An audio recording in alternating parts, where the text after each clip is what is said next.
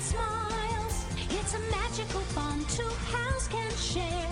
Soon the whole world will be made aware of you and the Death Lord Cthulhu, making the world a better place. Together you will have so much fun, sending all my stupid friends to oblivion. You and the Dark One Cthulhu. Tuck it, bitches!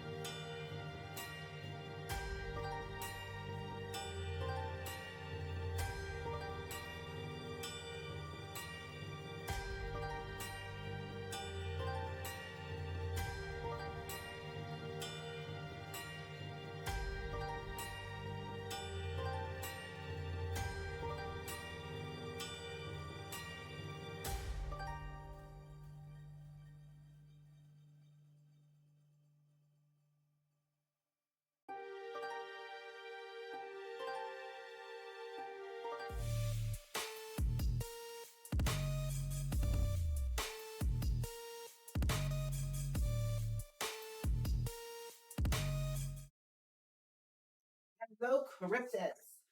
Hi. Yeah. Tis us. Spirit, you are nowhere to be found. You are found not found. Oh, shit. Error 404. Error 404.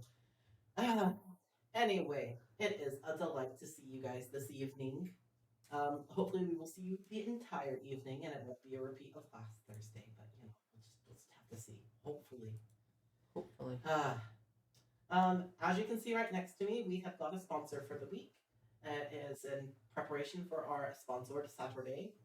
So if you are interested in the game Honkai Star Rail and would like to give it a try, or you like Genshin Impact, or you simply want to help us out, you can scan the little QR code, and while we're playing, you'll have something to do, and you can play and help us out. You know, help us earn the monies that we use to buy all the lovely games that we play for you. Mm-hmm. So far, we've got 2 people who have done it, and as many as 38 more can do. Also, we plan to have a model reveal right around when we hit 100 cryptids, so you'll be getting a new cryptic model. Not the main one, but, you know, a spicy something. Spicy something or another. Yeah, because, you know, Spirit's working on, what, like 3 of them? Mm-hmm. And so whichever one's closest to finish will be hammered out, and that will be the one that you guys get to see. Yes.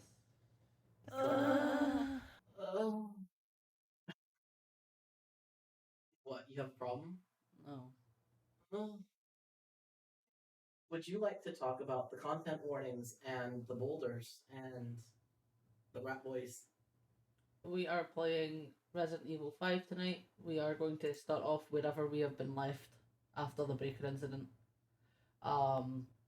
We do not know where that is or Fuck how knows. far in that is, so You might get to see stuff you saw yesterday, you might not, who knows. But yes, the content warning for this game is this game series includes themes of gore, death, violence, suicide, body horror, limb dismemberment, needles, vomit, bugs, cannibalism, the military, guns, sudden loud noises, and other horror themes associated with zombies. If you're uncomfortable with these, you do not have to stay. Anything else? no, I don't think of anything else. We are going to take one more big steppy towards the boulder punch extravaganza. Is one big steppy. One big steppy. A big steppy for me, a little steppy for you. You know, everybody's steppies. Everyone's steppy. Yeah, there was some quote about, you know, step and then a leap, but whatever. It's One small steppy for my one small steppy for Cryptic, and one big leap of a steppy for Cryptid kind. yes, Something like that. something like that. Close enough. Close enough.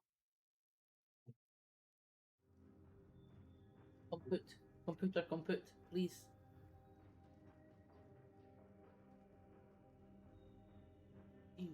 I sent the invite, by the way, so you should be good to join as soon as I hit ready here. Did you?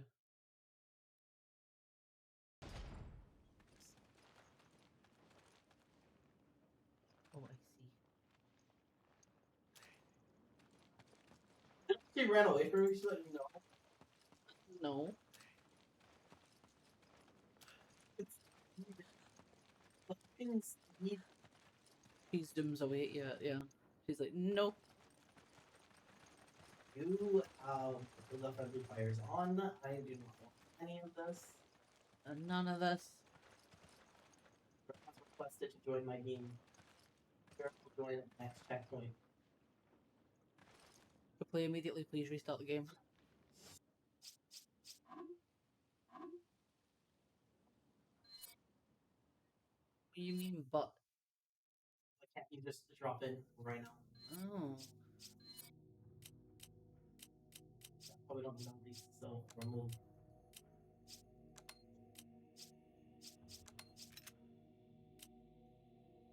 You should probably do something about your inventory too.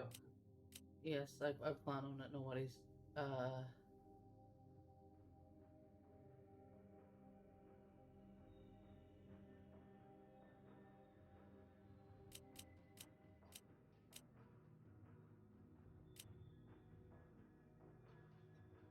What do I?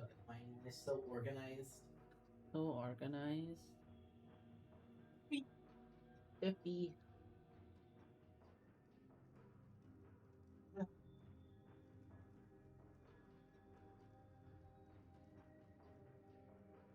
I will keep these grenades just for now. What do you think?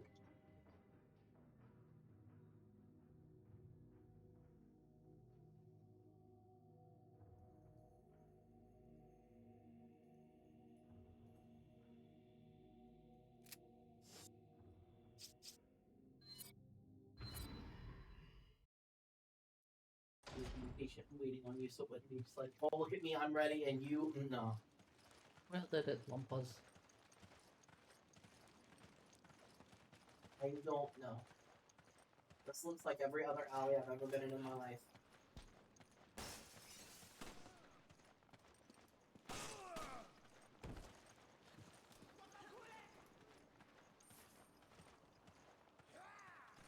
Come on! Aha!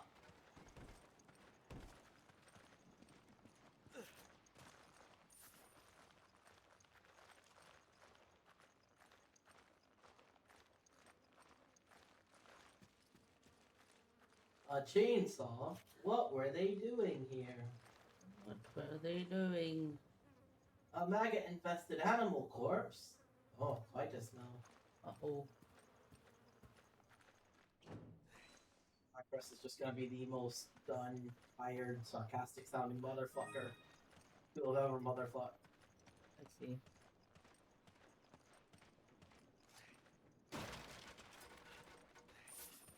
Oh yeah, I think I saw that.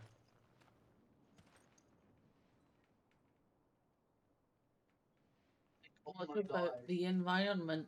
Fucking really? Yeah. What the fuck are those? Oh, okay, this part, I see. I'm under attack by flying BOWs! I'm losing engine power! Oh shit! I'm out of control! I'm going down! Mayday! Mayday! Hurt! What's going on? Hurt!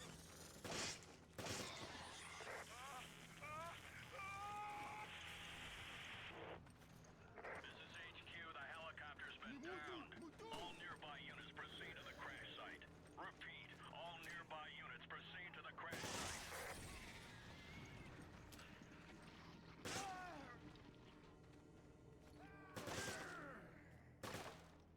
Come on! Oh shit, sorry.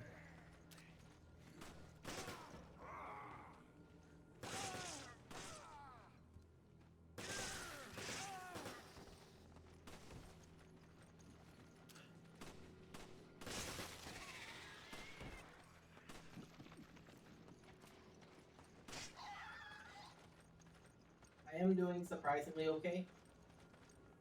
I am proud of you.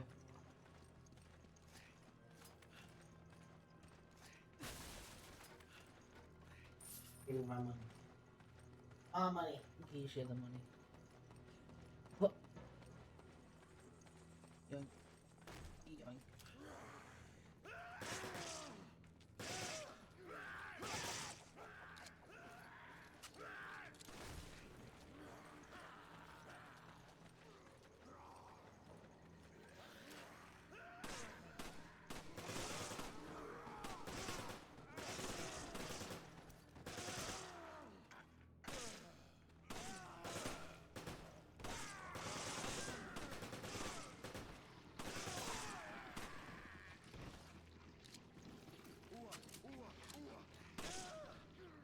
He's like, oh no, I'm not completely injured. Once I have been shot in the head. I have been shot in the face. Oh no.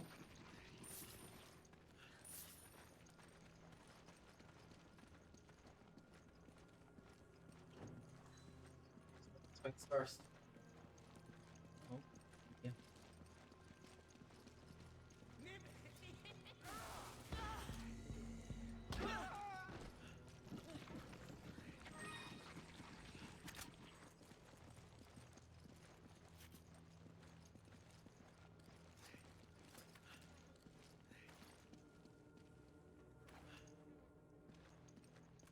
There we go. Switch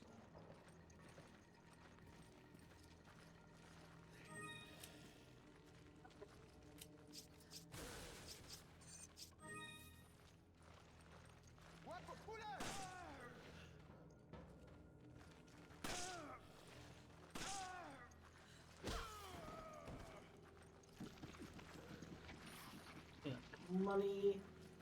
Monies. Панями батьками!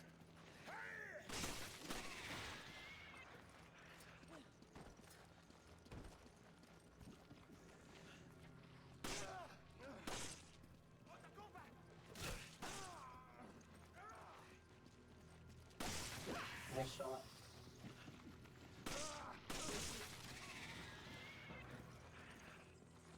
Sorry, I mean, nice shot. Oh, sarcasm. Yeah, you shot me in the head. Oh.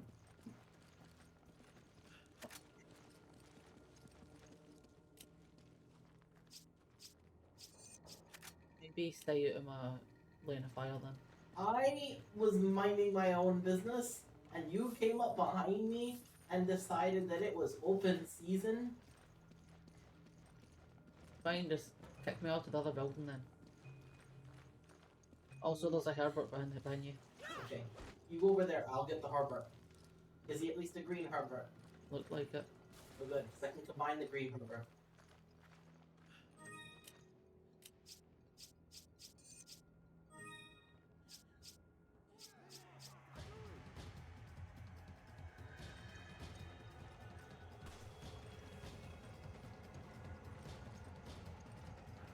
Do I need to go back to the first floor? I do, right? Yeah.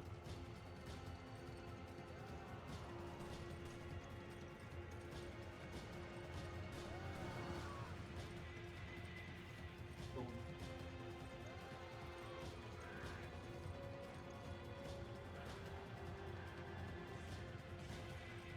I am leaving.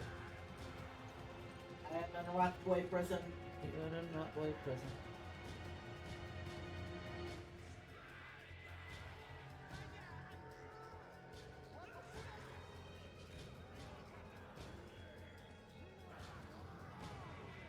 Boy prison.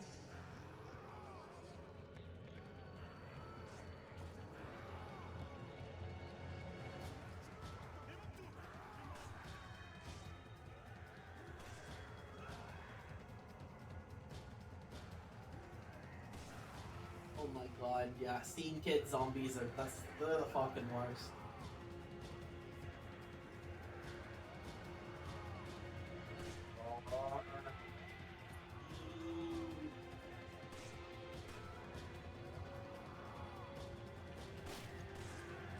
Spirit is so focused. I bet I could smack him on the ass right here, right now, but he would not notice.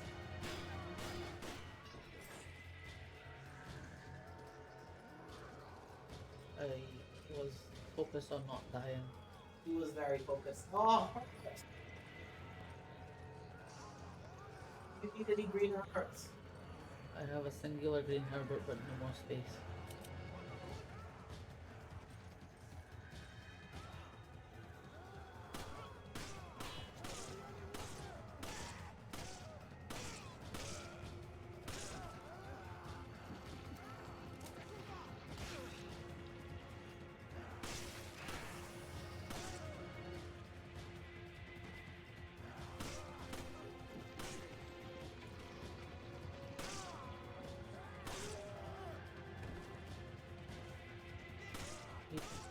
Anyway, what's this about seeing kid zombies?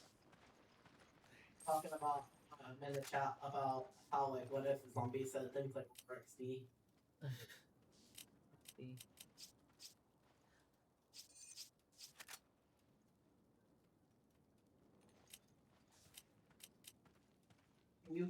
Can you take any more hand grenades? Probably. Okay.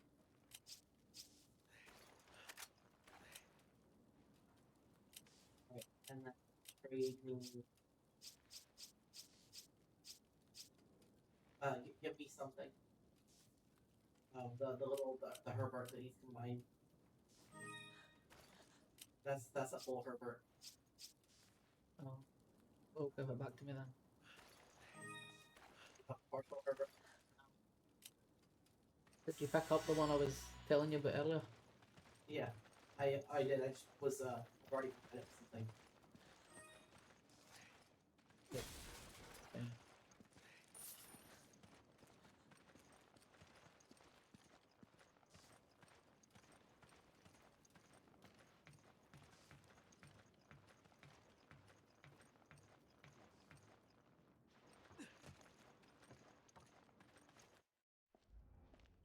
scene. See. Scene of cut. Cut scene.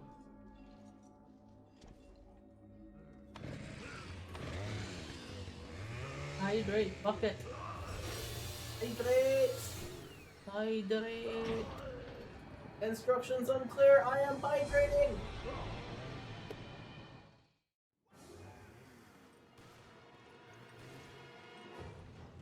The game know we were in Texas. How did it know? Didn't you?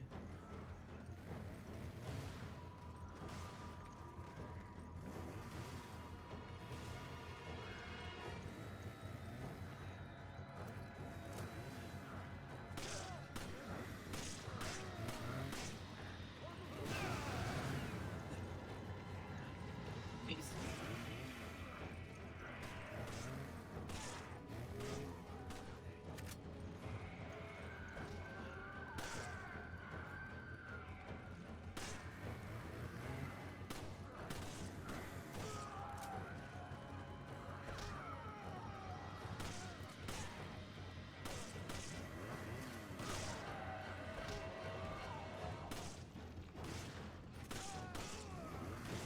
Get shot.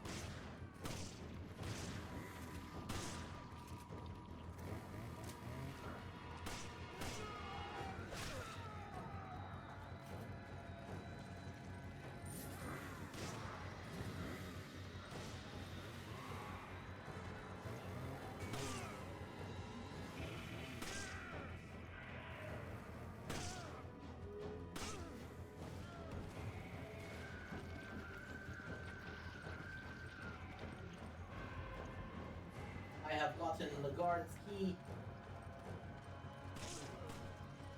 I took care of the chainsaw guy. You did help, but he decided he wanted me. Yeah, he decided you had a sexy booty. Stick my teeth into it. Gosh, I think I'm funny. You are funny. You're just tired. Really.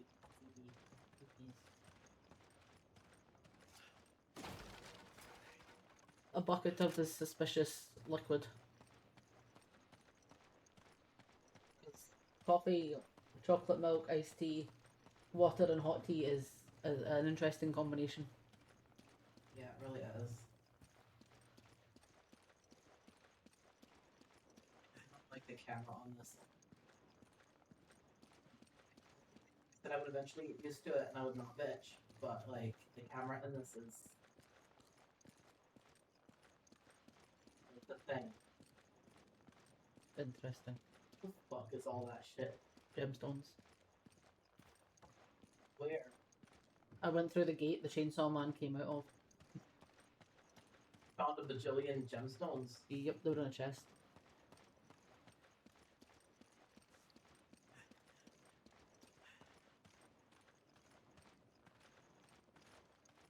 All gone. Poor V. No get any. I will eventually figure out where you are because I have forgotten the button for the map and I am a man, so I can't ask for help. Do you want help? You know the rules, I can't ask. You can't ask, but can you accept? A chance. Press R1. Oh, okay. So I was up the right way.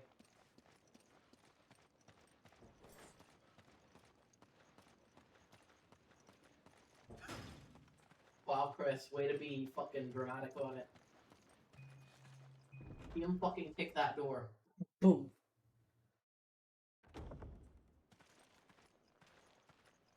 Oh, strawberry lemonade is really nice. I love. So you just pick when you're gonna fucking put up doors, Chris? Do you just randomly make this decision like, this one looks kickable, but this one here I will open like a sane fucking person? This one I will open like a gentleman, but the rest of them, no. Maybe he just decided, fuck that door. He just did not like that door. It's like every other door though. He has anger issues. He's secretly voiding us, that's what it is.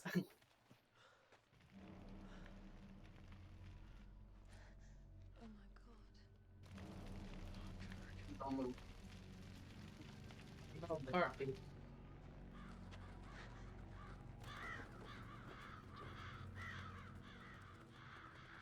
It's a Moida.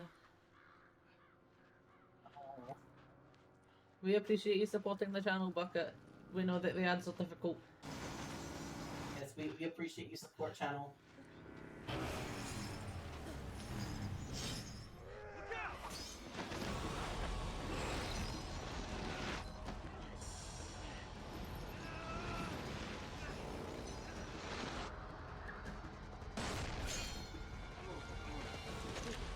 It's unrealistic, all that. There's nothing straight through his clothes, really. You'd expect at least like an ash tape or something to hang out. Unrealistic. This game about zombies is not realistic for real life.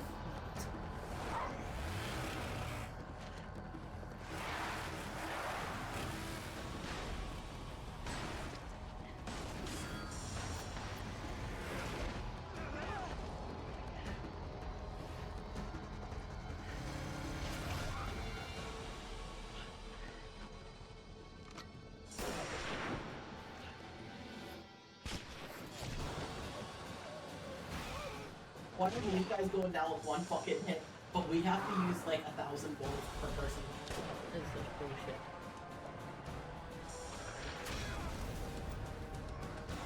Bro, okay, like, bro, fucking. I understand that so well. Like, if there's one very specific event, and also a lot of events that led up to that event, and if none of, like, if any one of those things had not happened, I wouldn't have met Spirit. So, Yes.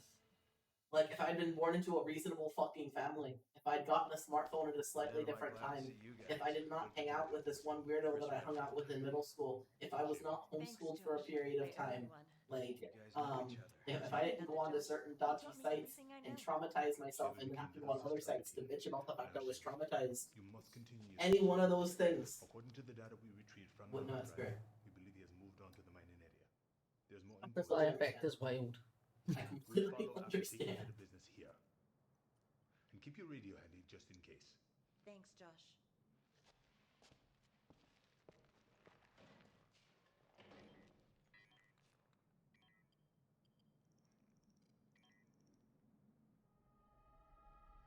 The fact that it doesn't have a singular crack on it is bullshit.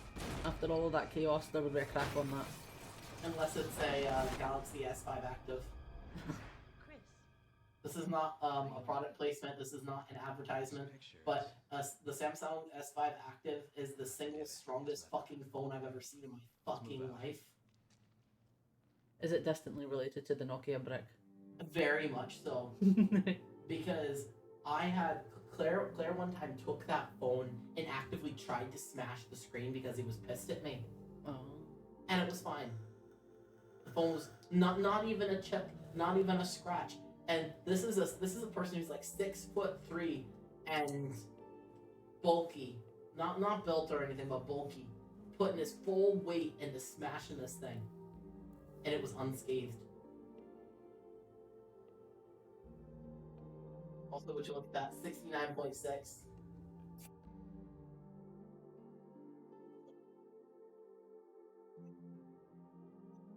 I found where I've stashed the lime juice. I was looking for it. I'm like, where the fuck did I put the citrus?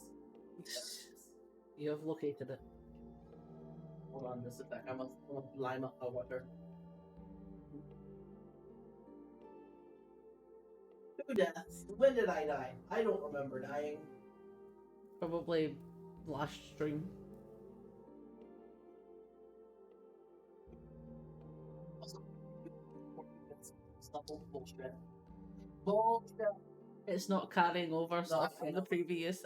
So if it, I am not getting achievements for this. I'm getting random achievements for random chapters, random chapter sections, because it's not classing me as completing the entire chapter. That's kind of.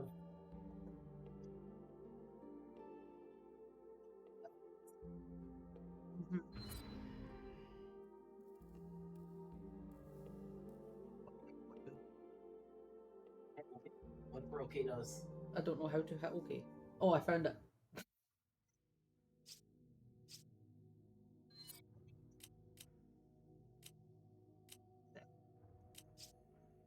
Yeah.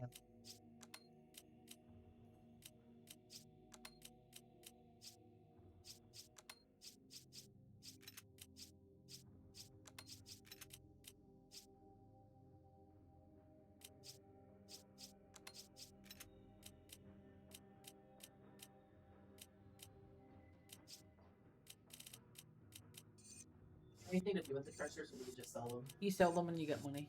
Okay. Just wanted to make sure that it wasn't like where, you know, you build shit and then you sell it and then you make money. No.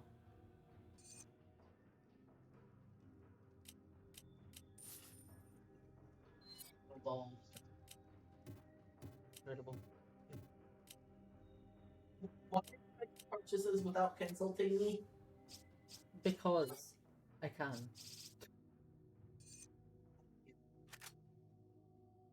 What do you mean, fuck you? I mean, I also bought a melee vest. We had enough for 2, so I was like, why not? We could buy 3. I could buy a third one. How about you don't? We'll buy a third one No, just to be safe. no. Why all this shit and no ammunition?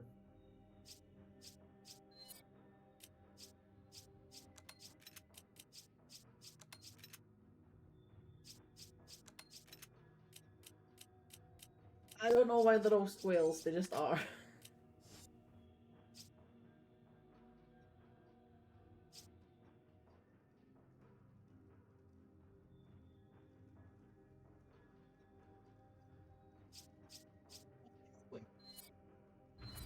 Okay, only square.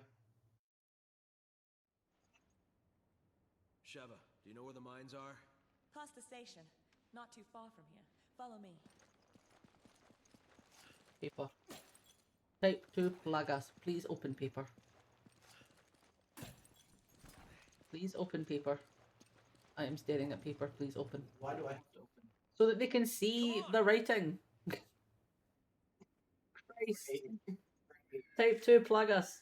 As stated in earlier documentation on the subject, the original Las Plagas parasite was discovered in an isolated area in Europe. This font is hell, by the way. That's why I'm reading.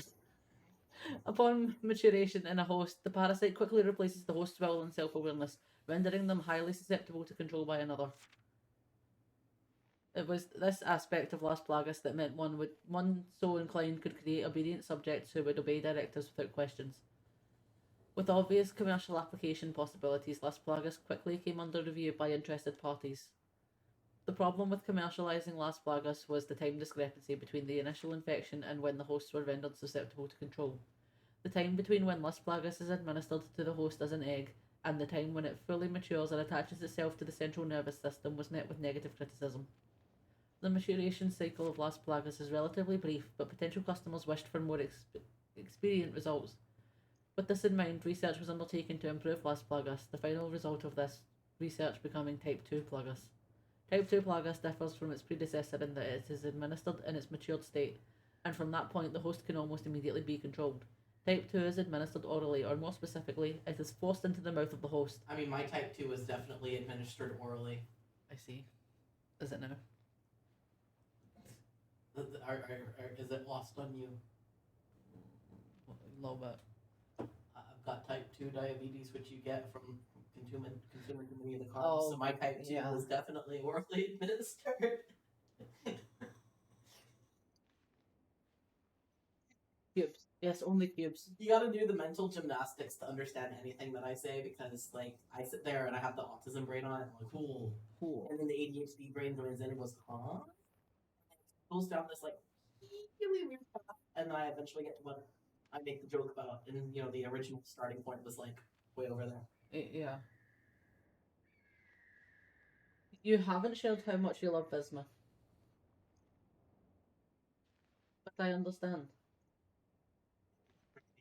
It's an indelicate method, but it's also the most effective. What, bismuth? Yes. After oral administration, Type 2 rends the esophagus and moves first to the medulla oblongata, then to the brain proper, and finally the spinal cord. Once it's taken hold of the central nervous system, the host can be controlled.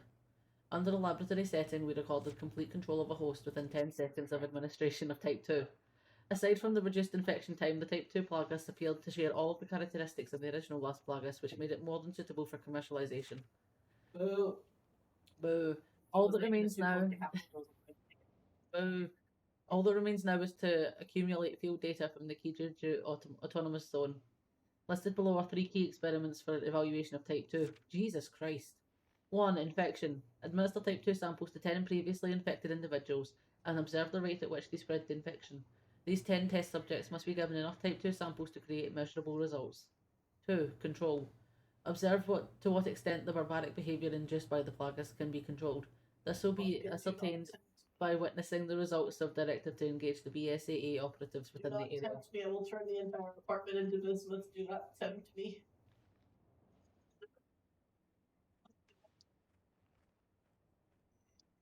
He'll do it.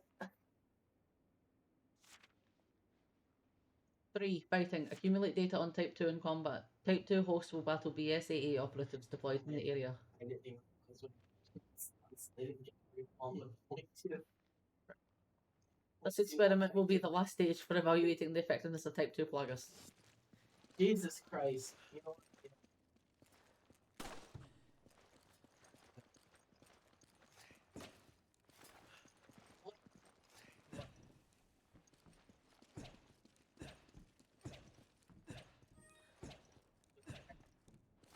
Because those are cardboard boxes. so it's a machete.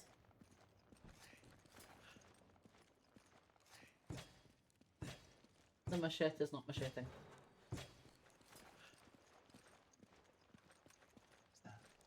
Wait, I want to see what's behind this door. Oh, I can't.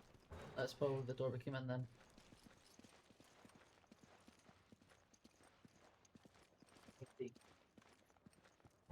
Just had to go try it. See what I mean? It's not even specific doors. He's just sometimes like, huh, hiya. So dramatic, Chris. Like, God, we get it. You're a raging sea of testosterone. We understand.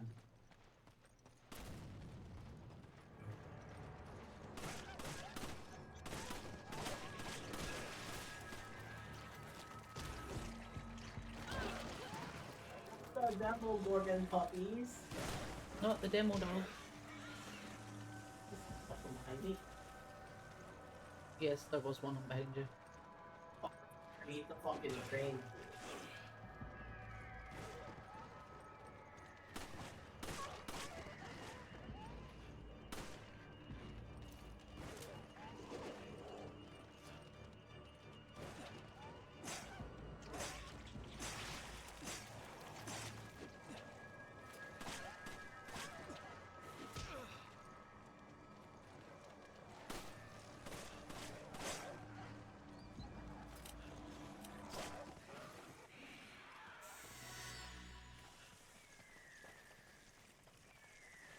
Wait, all of them work like sprays? Yes. Not just the. Wow, that's cool. Oh, you're not! You fucking idiot! Honestly. It looks like fun.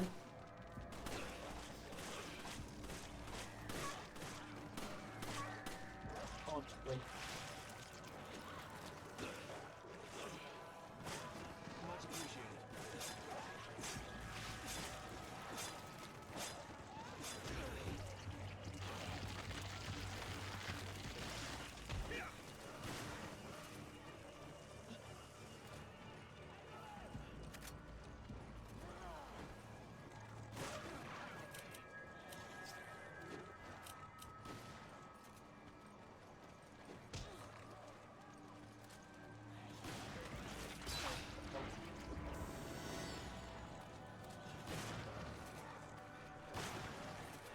I had another gun. Why will it not let me equip my other gun?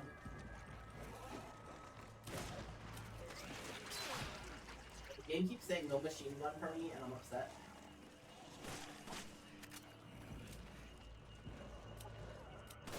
I keep trying to use my fucking gun, and it's not wanting to let me. Ah! Is this what I get for fucking around? This is what you get for running headfirst into an explosive. it's Chris. I gave him the brain damage from running the explosive. Mm-hmm.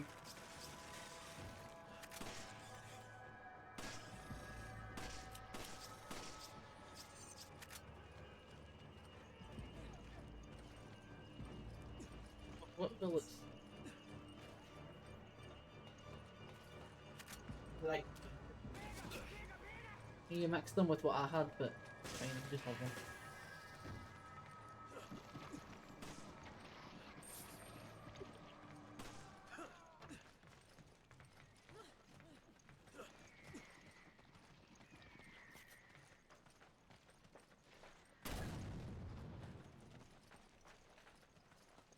I was getting to it before you did.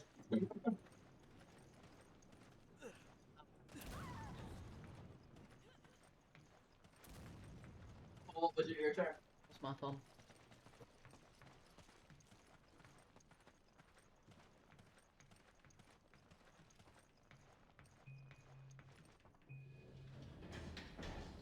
Down we go. No. What's horrifying bucket?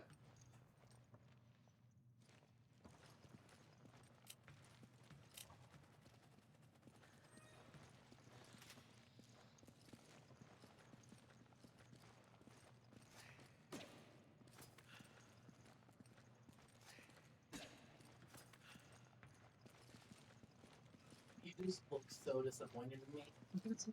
That's like Shiva's Chris's mom, and she's like, "Why did I have to come on this field trip with you?" Yeah,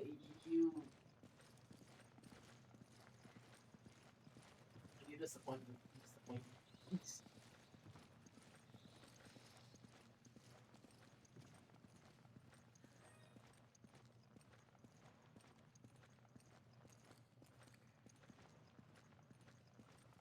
Oh,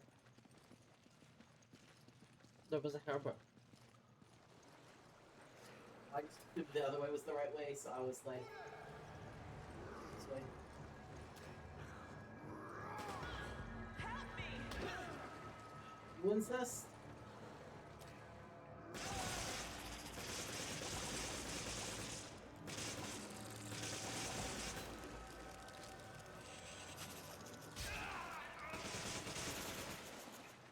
I need a full fucking clip into you, really? Sorry, here, you have that bag. Script is, oh shit, hold on, sorry, 1 second. Boom. There we go. Sorry about that. Hello, cryptids. We're back. The breaker trip again. I'm thinking that there's probably some kind of deep-seated wiring issue that's wrong with the room, but you know, they're not going to fix it, so we're just going to have to make do and deal with it. Hey, at least it's not shit-flavored water. Yeah. You gotta pick your battles. Yeah. I say that I can bet you. Yeah, I got it. I need you to come out of the thing, the level, and go back in again. All right. So, content warning one more time, Spirit, just for good time's sake. Content warning for this game. This game series includes themes of gore, death, violence, suicide, body horror, limb dismemberment, needles, vomit, bugs, cannibalism, the military, guns, sudden loud noises, and other horror themes associated with zombies. And if you're uncomfortable with these topics, you do not have to stay.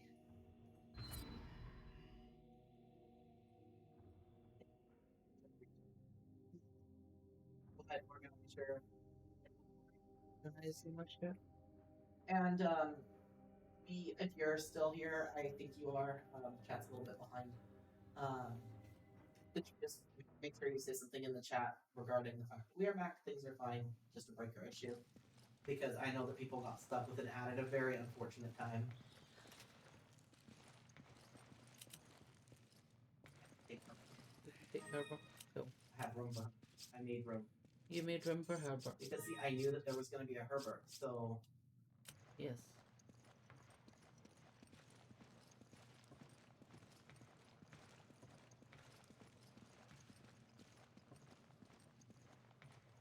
Well, since you got Herbert last time, there's a red Herbert there.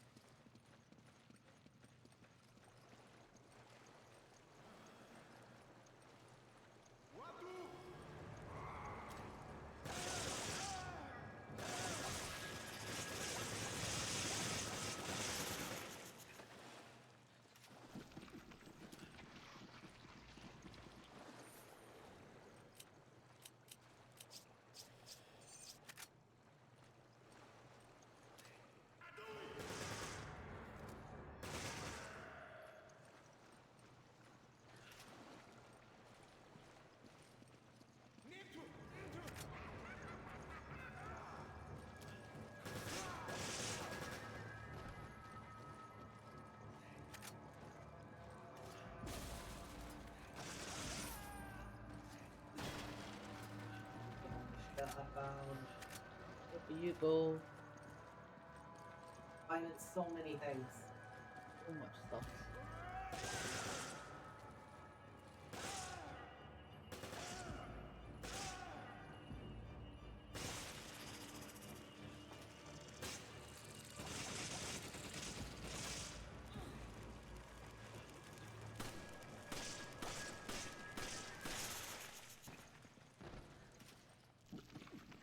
Hold on.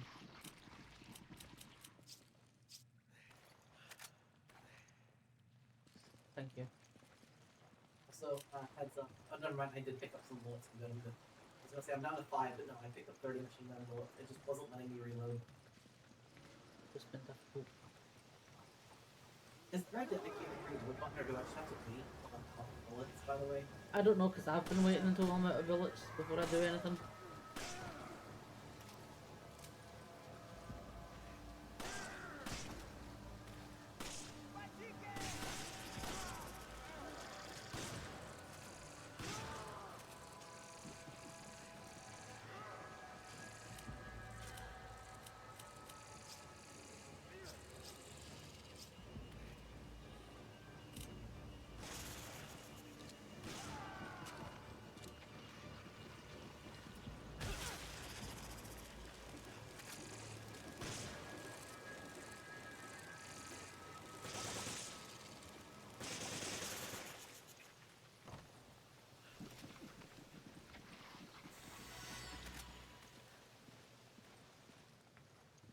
No, wait, it's wait, look at that.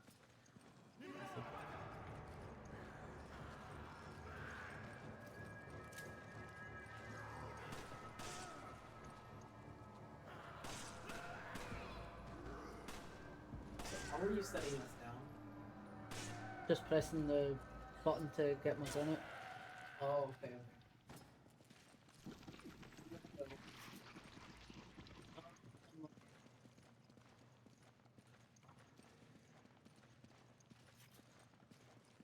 I think they both leave winded anyway, but there might be stuff either side. Yes, there's a room full of stuffs here.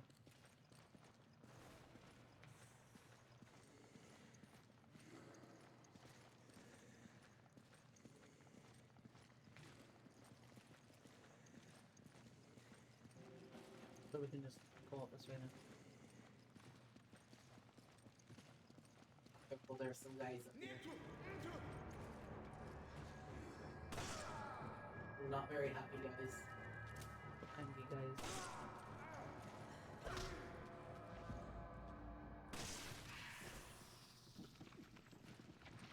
Yoink.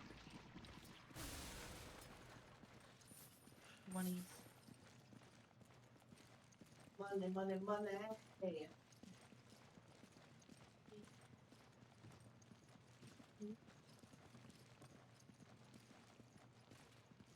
Looks like the ads have ended for everyone, so just so you are aware, we are fine. Breaker just fucking broke. You know, as breakers do. Yep. Okay.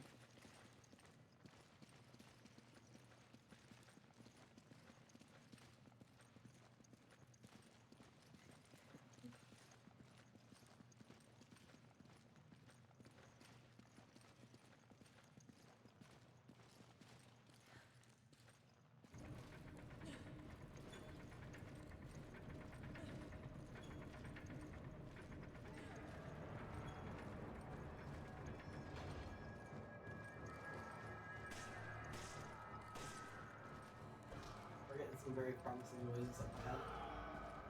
Oh, it's behind me. That's behind you and it's me being stuck.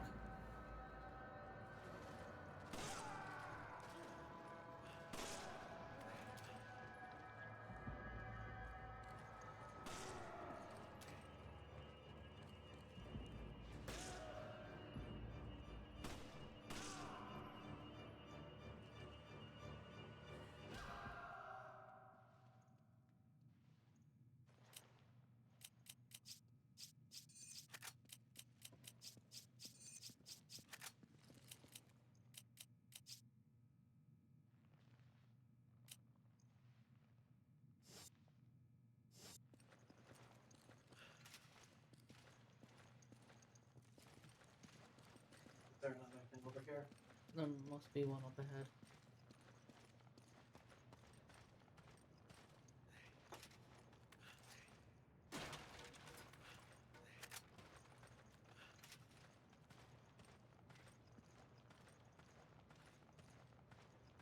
I see it.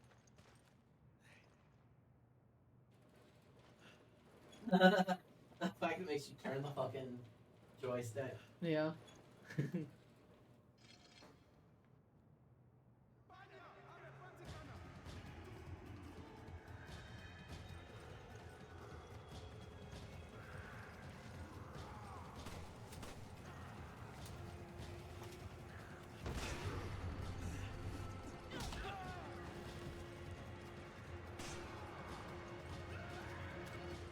Get the fucking lantern down, Shiver.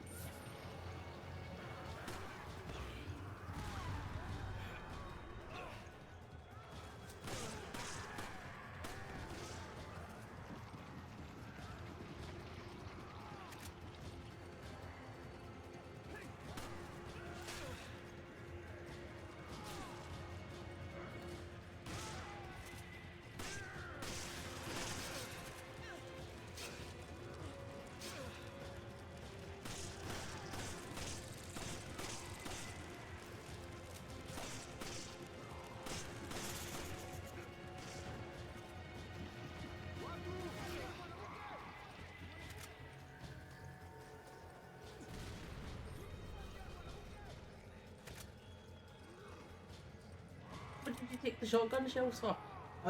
Instinct, sorry, here, hold on.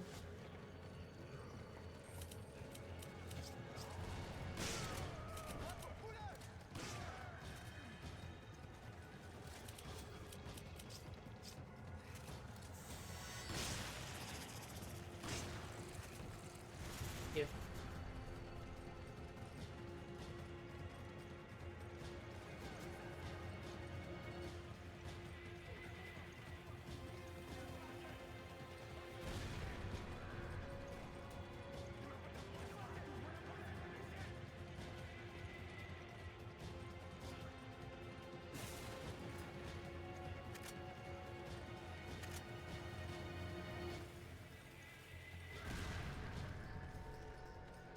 It's got two different type of bullet.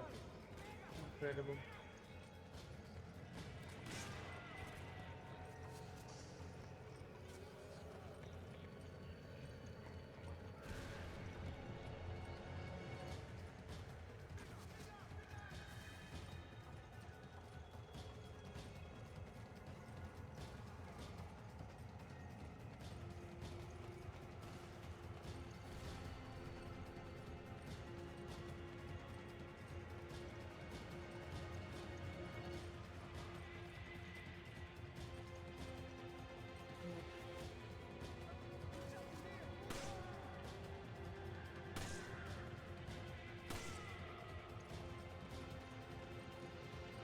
That's good for me. Oh, fuck you.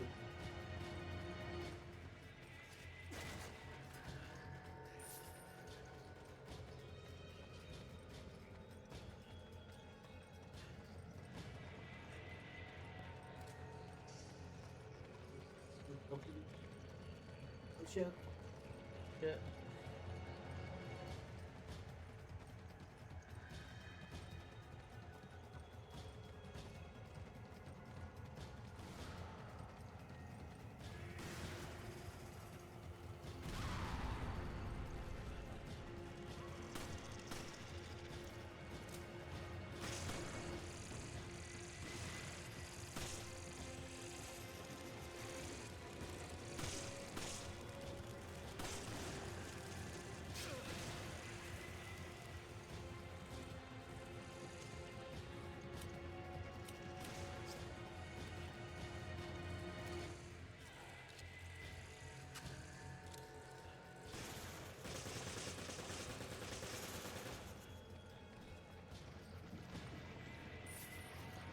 Money.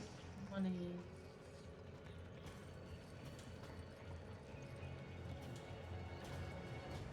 Did it. We did it.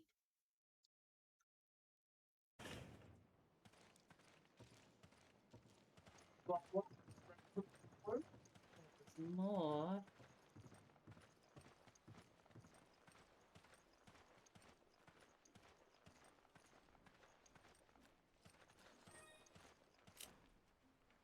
Oh no, give that back.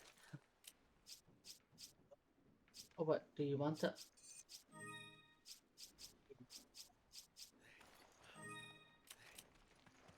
Red Herbert.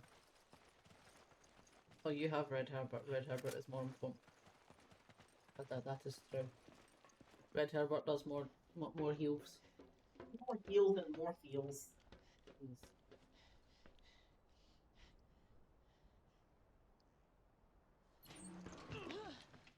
Oh shit.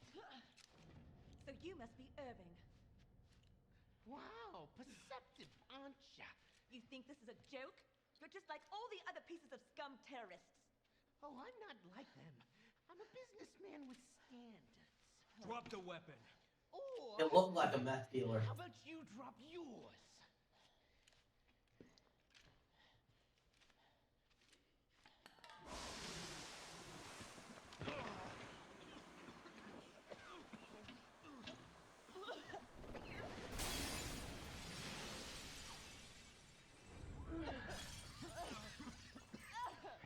I know he's not Ari, but is it bad that I wanted that to be the merchant from RE4? Boy, merchant, is that you?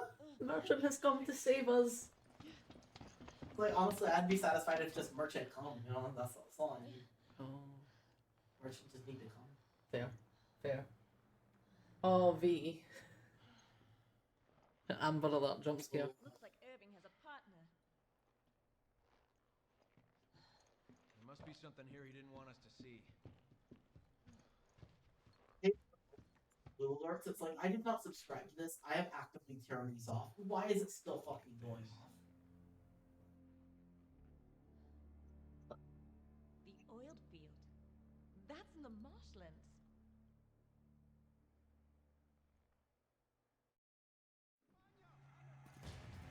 Delta team, Chris here. We located Irving, but he got away. Do you know where he went? We think he's heading for an oil field in the marshlands. Okay, I'm sending someone after him now. I need you two to head back this way. Roger that. It's not an openable drawer. Damn it.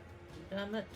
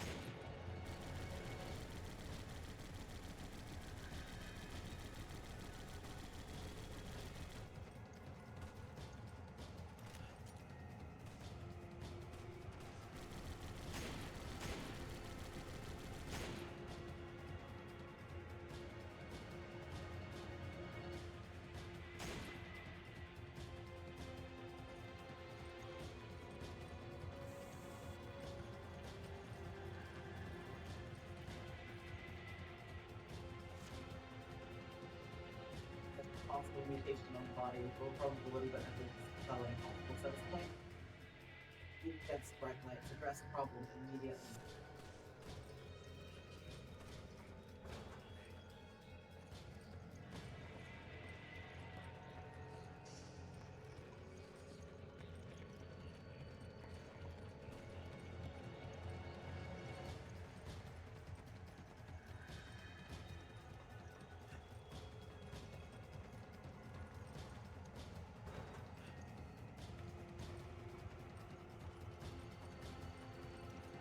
Oh, I just. Everything. Yes. I had to use the singular green herb that I had to try and heal myself so I didn't fucking die. And then I ran 2 steps and found a fucking red herbert. It's fine, I'll use the red herbert. I've got a green herbert. They can be pals. They can be friends.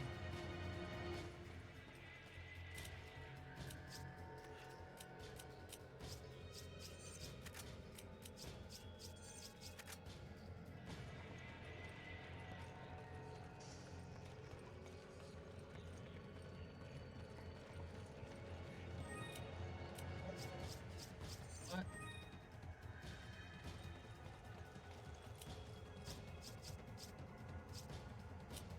Happen. No space. No. You don't need. Rifle ammo. Yeah, I'll take it. Thanks.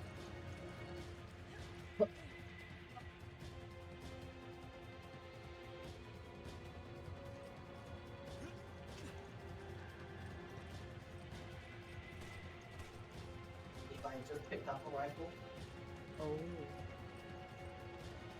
Perfect timing.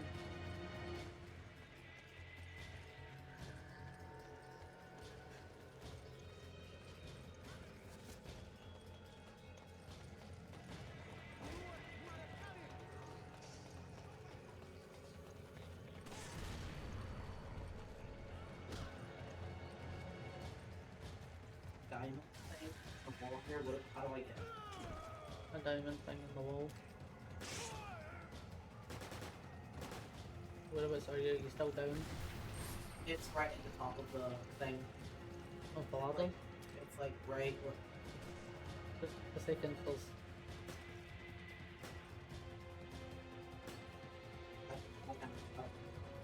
hold on.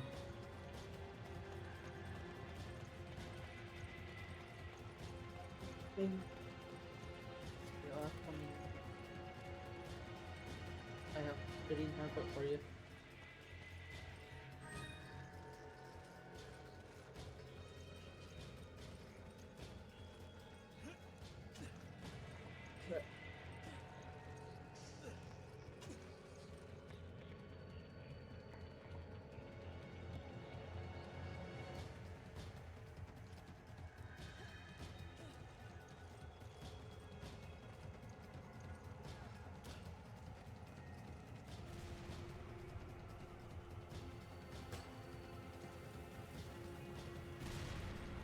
There's a diamond that just shot down right. See it on the ground. Okay. Just to the left. Find it? Yes. There's machine gun ammo here that I can't really pick up.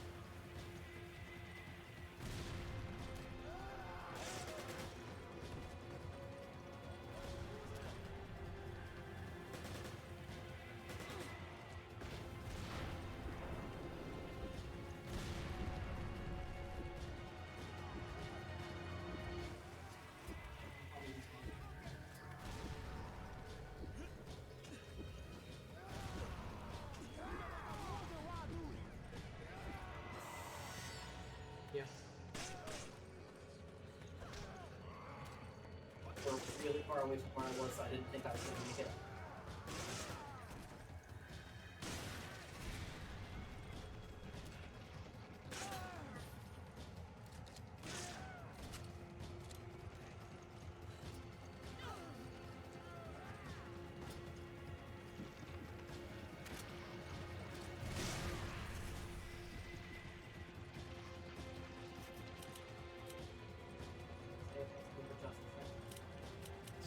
We're about to get blown up.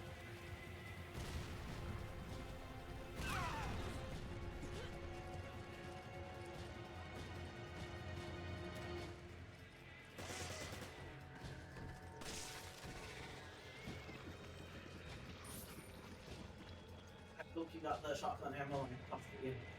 I think I did.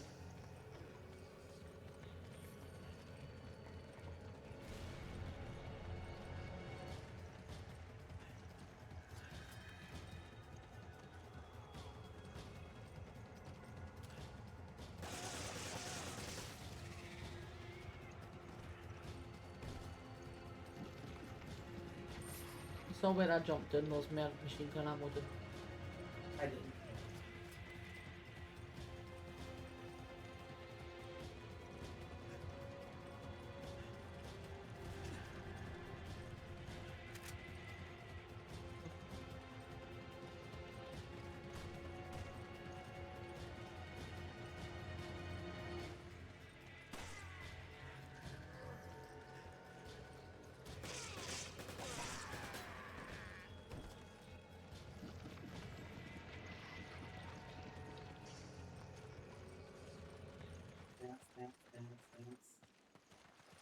Dance. Stand.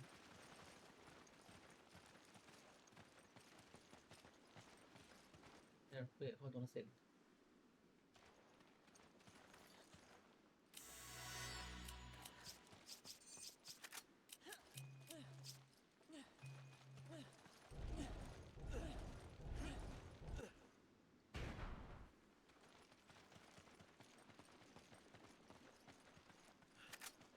I got it. Thank you.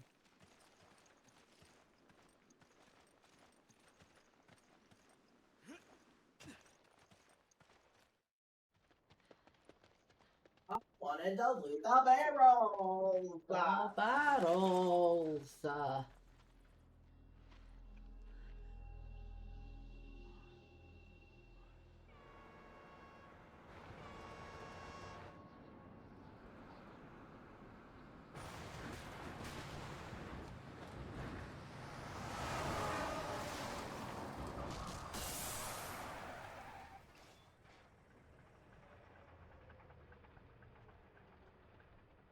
Uh-ohs.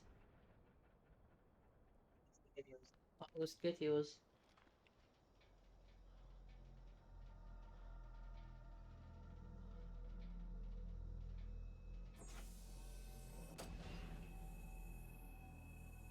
Oh, nose. Oh, so you know how like I never have opinions about dinner lately? Yeah. Well, I officially have an opinion. Oh, this is like the worst kind, but I've developed an opinion. Oh. If we're gonna do anything that's got potatoes, could we do wedges instead of mashed potatoes? And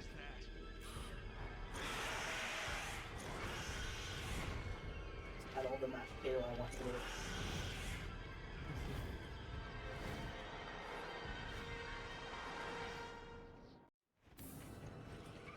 Jesus Christ, we need Dale's dead bug out here.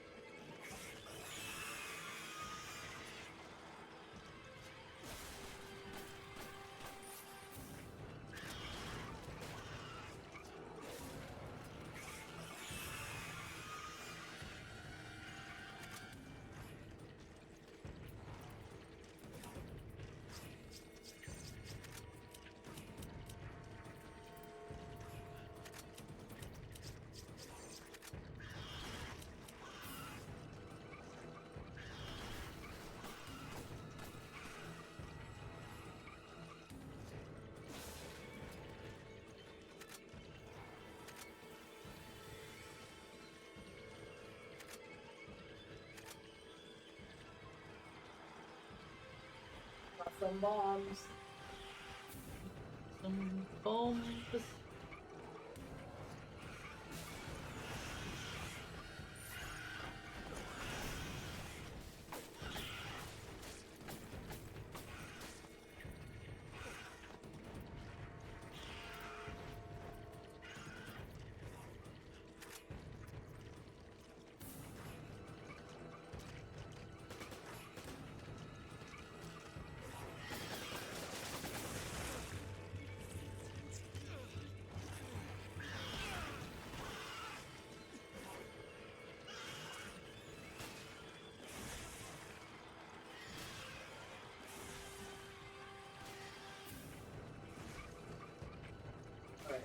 I'm thinking maybe we need to use these proximity bombs to defeat him.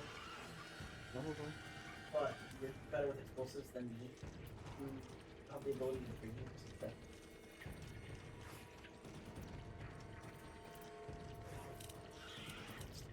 So. Guess what?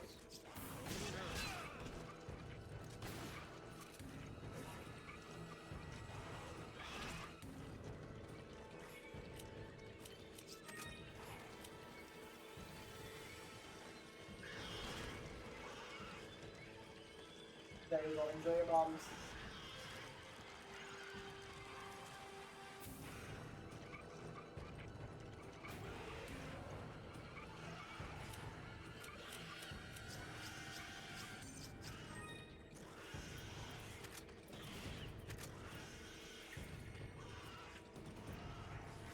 Come on! Or that. That was me pressing the wrong button. You don't actually have to come on, you're fine. Okay.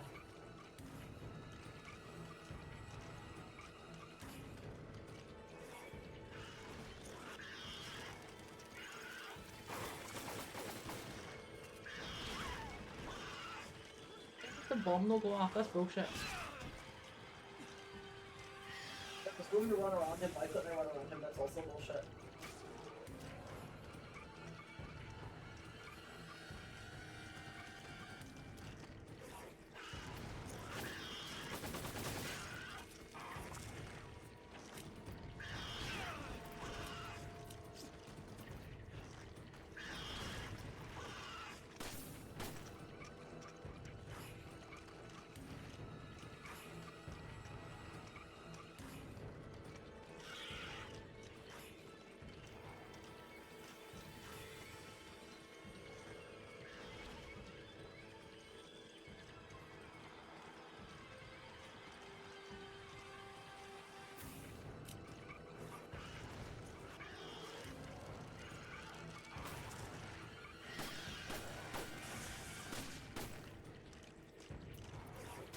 Assuming that's going to a rare time scale. Yeah.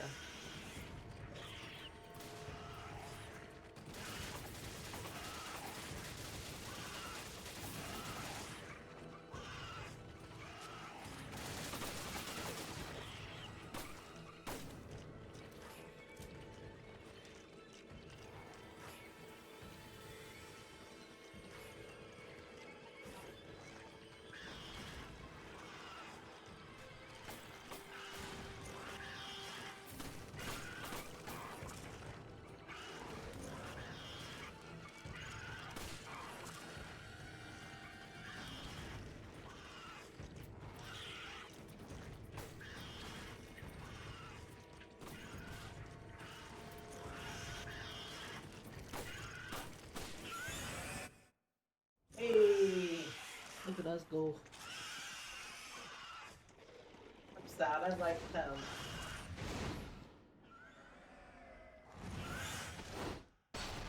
I want one. You want one? I want one. As long as it doesn't try to kill us. Oh, then I don't want one. It's only fun if there's a little danger involved. Why do you think I like Gizmo so much? I see. Gizmo would kill us all if he could. You know he would. Chris! Shiva! Get in!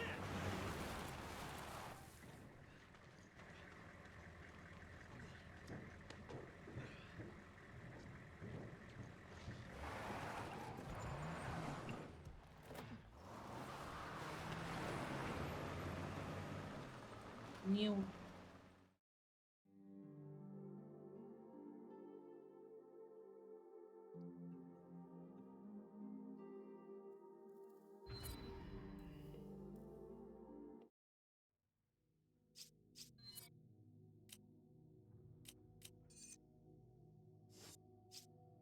Many treasure. So many treasure.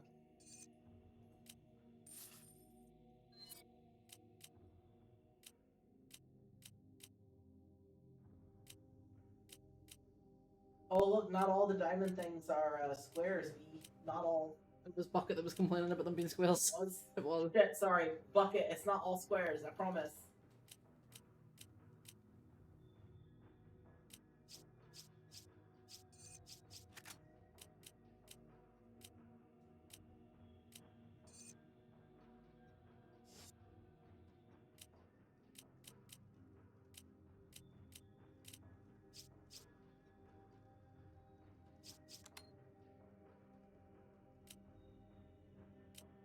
think we need the bulletproof vest before the melee vest works.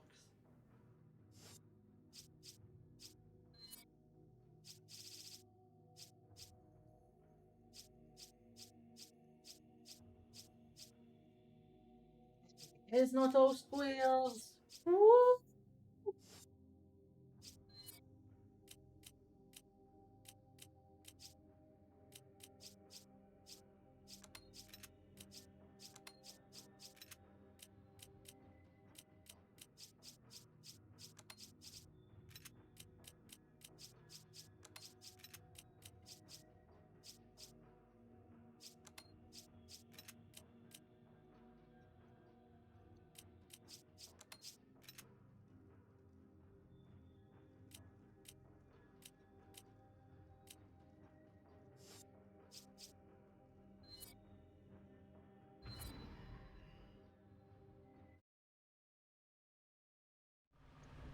I heard about Irving.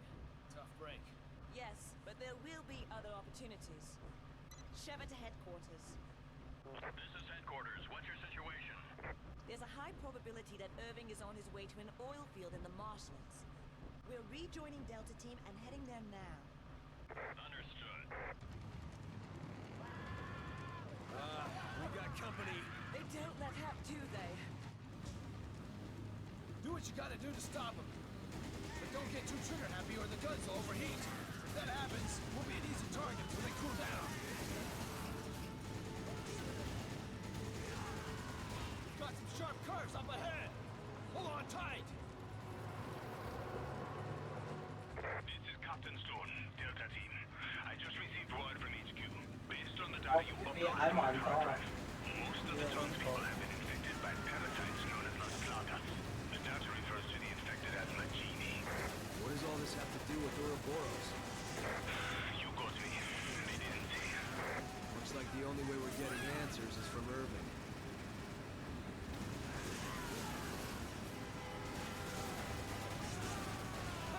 That one will scratch the paint!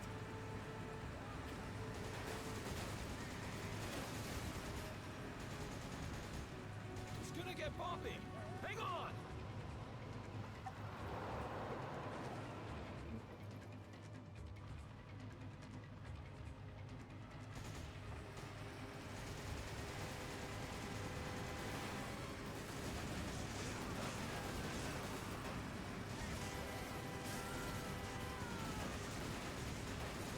That's gonna affect the resale value.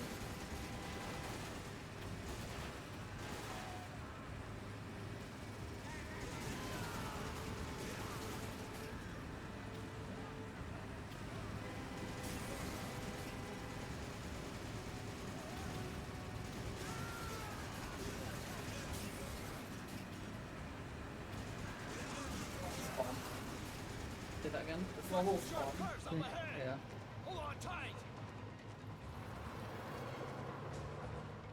We're under attack! There are too many of them to handle. Reinforcements are en route. Hold your position until they arrive. Repeat, hold your position. Let's pick up the pace!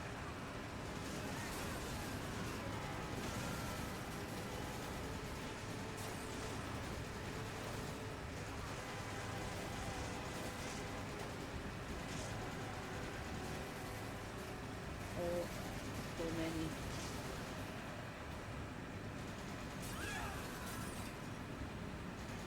Enough! The warning shots! Take them out for God's sake!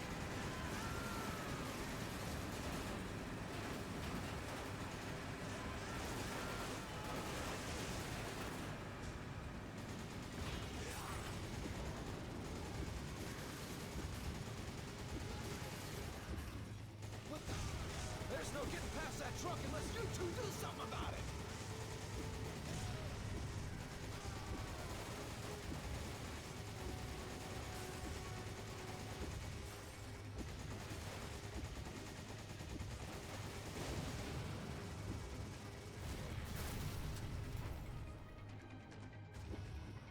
Nice! For a minute, I thought that was us. I thought that was us, and I was like, oh fuck. I was like, but we still had like a quarter of our health left.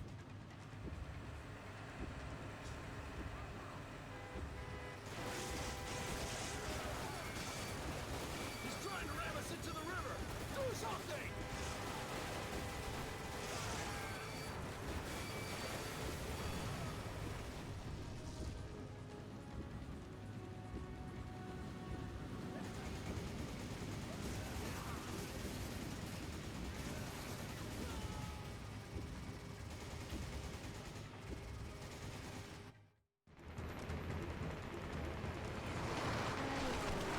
Listerine?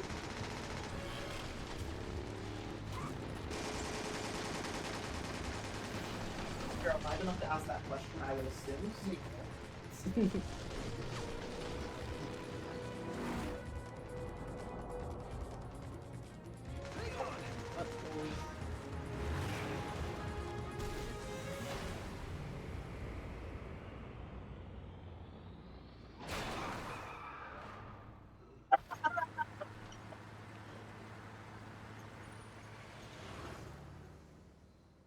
Chris right there, but like right off the edge. It's like I am motion sick. Uh-ohs. Was What could have done this?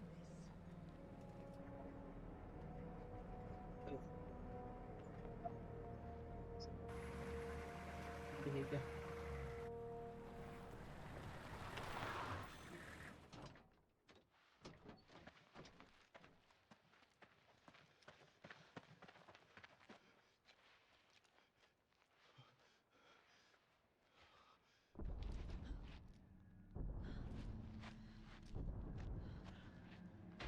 Look out!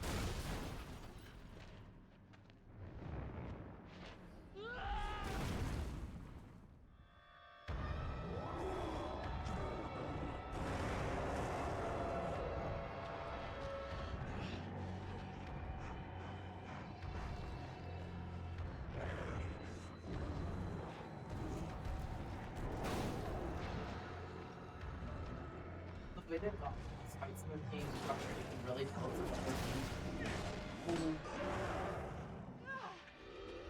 Like for 5 seconds, the boss fight. Go, go! Get to the truck! I hit him from his waist. I think so. Hear them? Take this, you ugly bastard! Swinging your dick around, but this is getting ridiculous.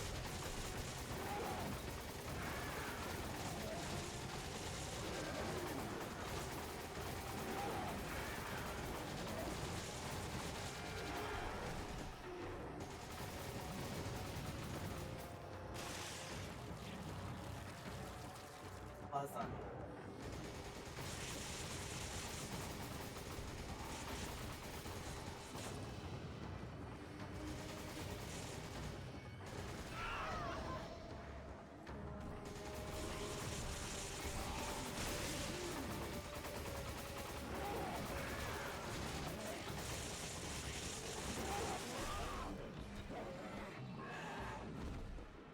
Is he not having a good time? He's having a bad time. Is he having a bad time? You know what this game plays? It plays like, you know the Walking Dead zombie game that we played at Dave & Buster's? Yeah.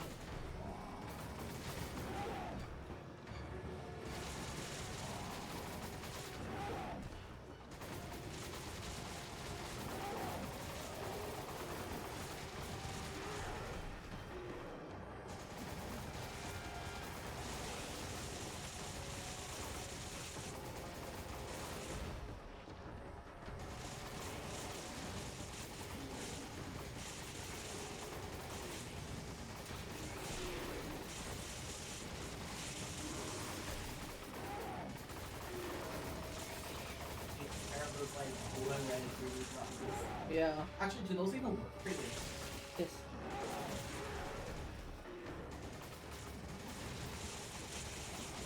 I know you mentioned having a set the other day, but you know, you never mentioned if you actually used them or if you had to sit there and watch them use them. So, No, I used to watch them.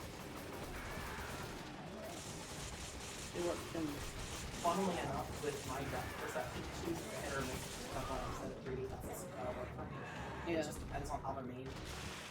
Good enough. They either work or it works so far and they just directly the right level, and I get a really bad headache.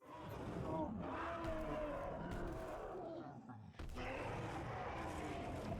Quarters, come on, we got this 4 quarters in.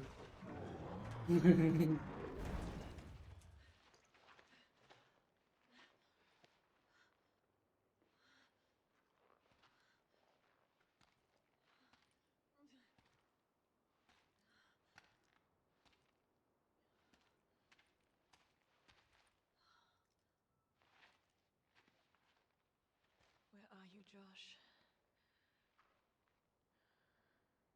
Sheva, you don't have to do this. You can still back out. What about you?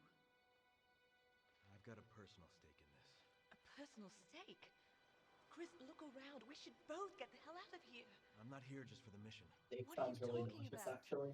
Have A some while steak. back, I received some I could go for a personal steak. At first, I didn't know what to think. But when I saw the data file from Delta Team, I knew for sure. Jill is still alive. You know how much self-control it had to take to not request to go for a personal steak today? Are you even Oh. sure it's the same person? We were partners. I'm sure. We gotta be Wait. responsible, but also Big Steak Thursday. Yeah. Wait! You're not going alone. Chris, wait! I don't have much time. I have to find her. I'm going with you. These are my people that are dying here. Are you sure about this? A second ago, you were ready to cut and run. I can't just turn my back and walk away. There are no more orders from here on in. You know what he Just looks like? us. You seen the have you seen the remakes of the Planet of the Apes movies?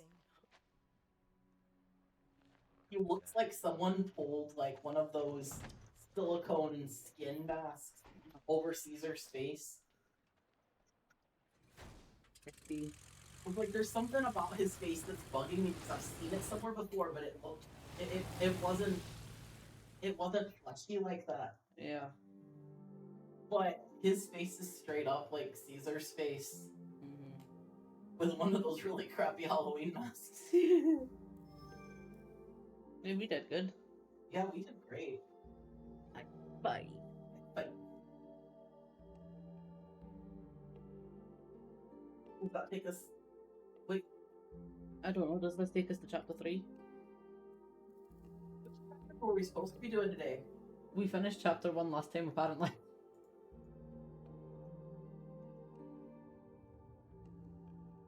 I was about to say.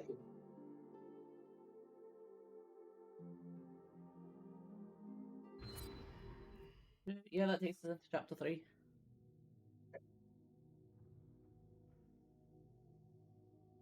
The way they their chapters laid out is so weird. Yeah.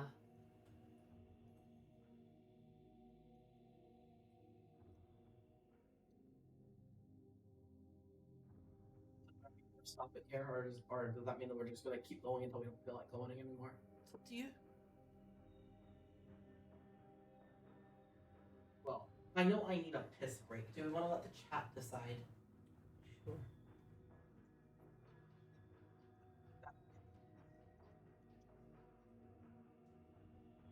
That's not how you do it. How do you do the things? Slash poll.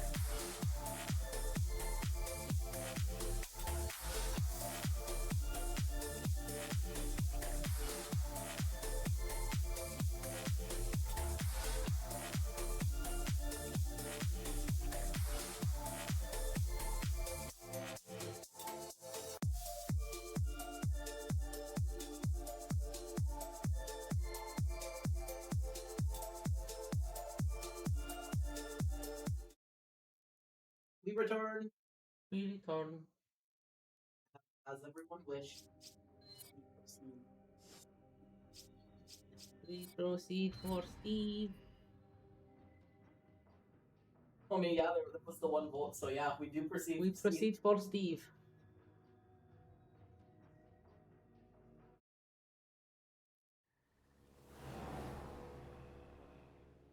Also, yes, Gizmo was adorable. Just flattened out, all cozy. Happy. Jill and I were pursuing a man named Albert Wesker.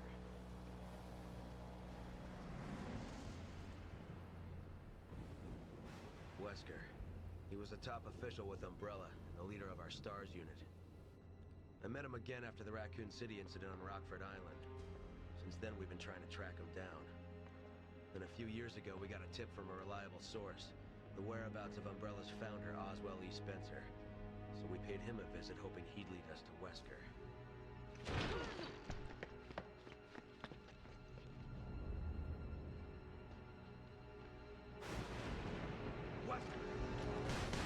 Right there, Spirit got all that and all horny and all horrible. It's Wesker, bitch. I know how you feel about him. You would spread your ass cheeks for Wesker so fast.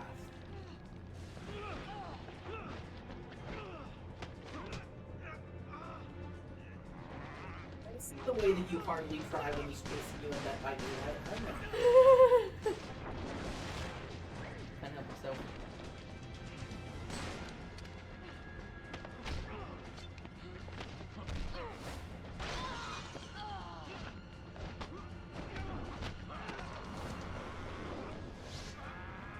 Like with him, honestly, I could go either way. I'm like, you know, for me, he's like a 5, you know? Like, I could take him or leave him, but if you're gonna take him, I'm sure fucking take him.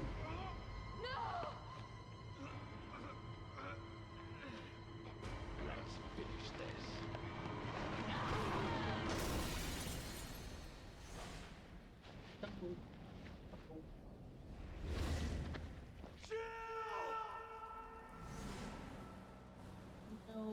No. Jill's body was never found and she was presumed dead. The person I saw in that data looked like her. I have to know if she's still alive. You know what else he looks You were like? close.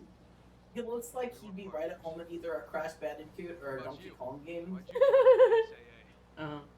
My parents were involved in I an don't know accident. which. Like, I feel like it could be either one. When I was Yeah. young. It would just depend on what kind of outfit he's got on. Umbrella? Yeah. Yes. I only found out later that the accident was to cover up the manufacturing of biological weapons for terrorists. They were using Africa as a test bed for their experiments. Bioweapons were responsible for the Really, deaths like of many my other parents. companies before them. And someone has to pay for that. So you joined the BSAA. There's only so much one person can do. Even a superhero like you, Chris. I'm no superhero. But together, we can end this. Then let's make a stand for our fallen brothers. Hang on. I hate to ruin the seriousness of the moment, but like honestly, this is Twitch. You can't be something off on screen. No.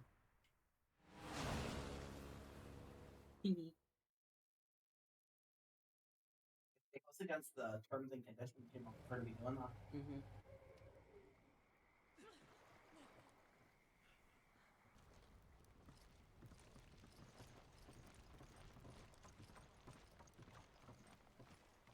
Beast Slate.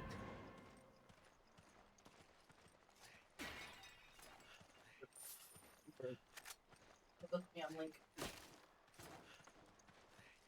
Hee I was gonna feel bad for destroying those if nothing came out, but a Ruby came out, so I don't feel bad.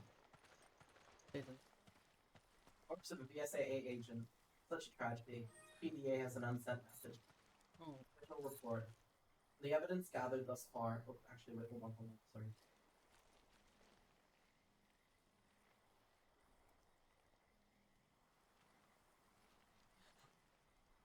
There we go. From the evidence gathered thus far, it would appear that most of the Delta team was wiped out between the time they requested backup and the time we reached the area. One of their beacons was still transmitting an active signal, so we moved to intercept due to the possibility of survivors. While en route, the beacon's transmission ceased. Judging by the last transmission, the beacon should be just ahead of our current position. There is a sealed door currently blocking our route, so infiltration may prove difficult. End report. Convenient how, he died, but he managed to finish typing the message, did not send it. Mm-hmm. Convenient. Convenient. Or the end. Questionable memos.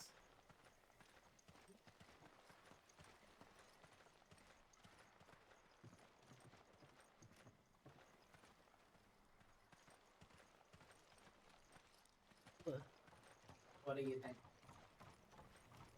I think back on boat.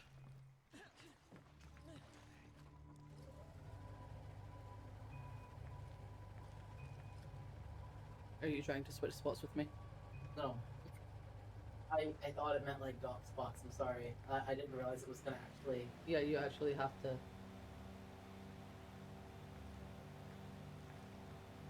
Okay, well then having me back here was a mistake, but you're gonna have to live with it now.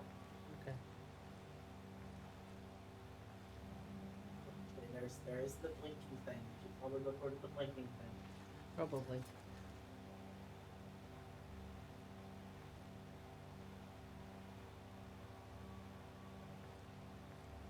You're making me dizzy. I wasn't looking at the screen while I was doing it.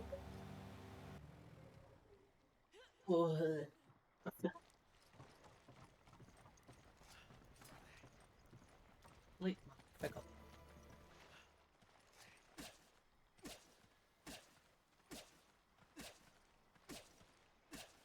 Are you having fun? Got some meat. Hungry. Want the meat? Looks like something will fit here. Wow, Chris. So very intuitive. Oh, thank you. Which bit did we come from? The tip at the pointy tip at the bottom. I see.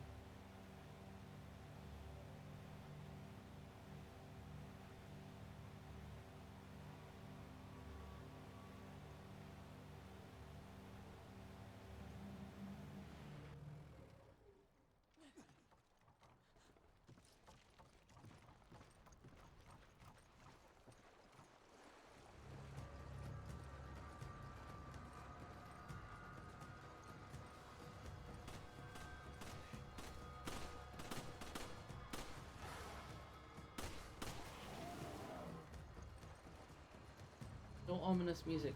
No alligators.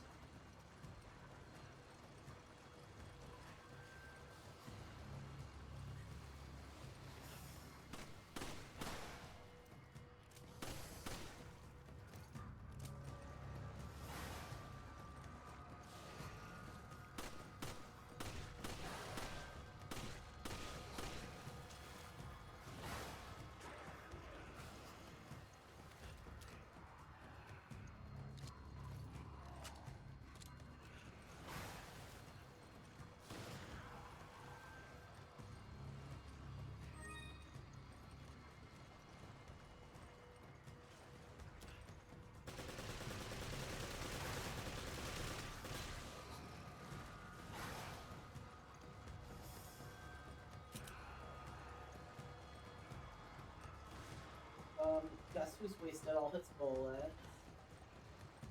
Is it you?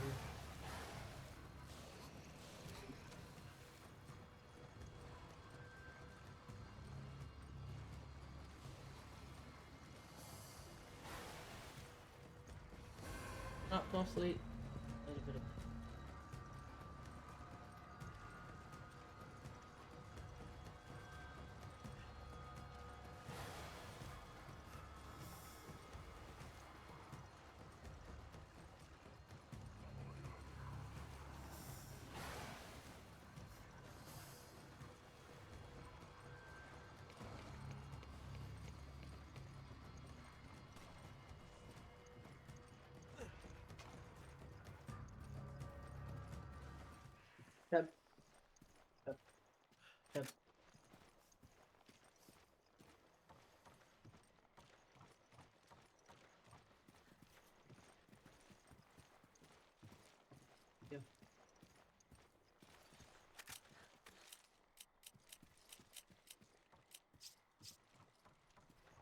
Trying to give you something. Ah.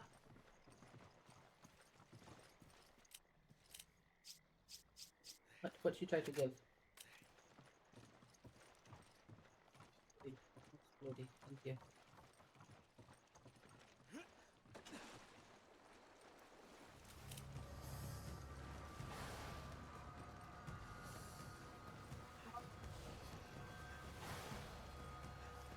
Run away from the gators.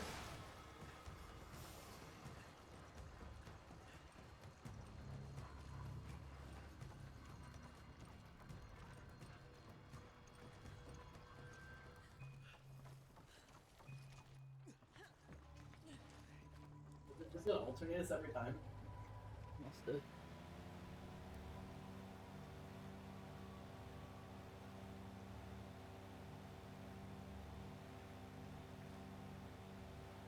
Never driven a boat.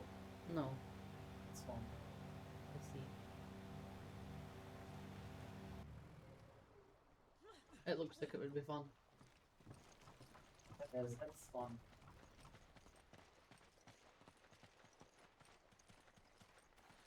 This looks important.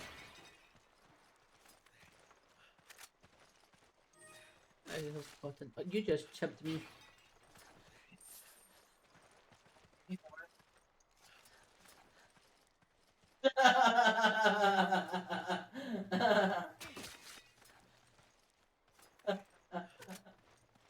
There was a document. Hand-to-hand combat. Let's see. It's telling us how to play the game as if we haven't figured this one out. Okay. Shooting an enemy will give you an opening to get close enough to fight it directly. Not only do physical attacks help you conserve ammo, they also deal serious damage. Where you shoot the enemy, arm, head, leg, etc., will determine what type of attack you can unleash. You can start with a hook or a twist kick for Sheva, and chain other attacks to it. You can alternate between the attacks and chain up to 3 of them in a row. Fascinating.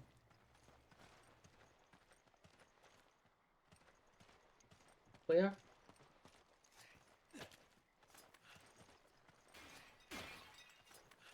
What do you mean, son? You need shotgun shells. Yes.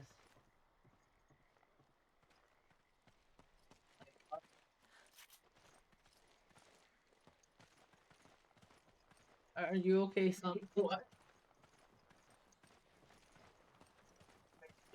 I am also very confused. Oh my god, it really is The Legend of Zelda. There's a chicken. Chicken. Don't commit the crime. I want to see if this is a game that punished you for killing the chickens.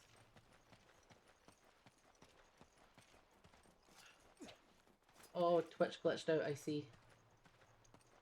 Yes, Daryl, your son. I lost them. Good.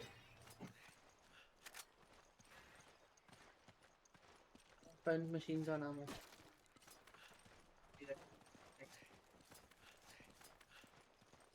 I found him again.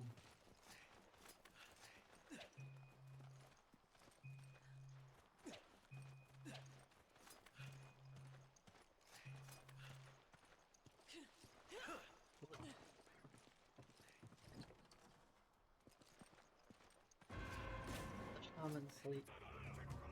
Uh-oh. I pissed them off. Chicken was in the middle of mad.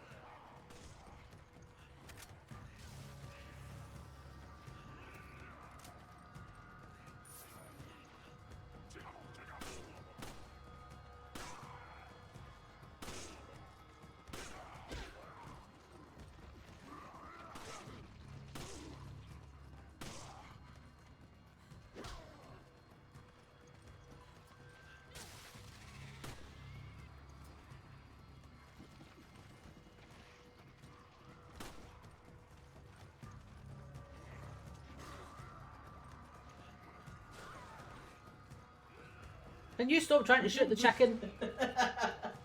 but, but, but, No but. okay, fine, I will leave the grandson alone.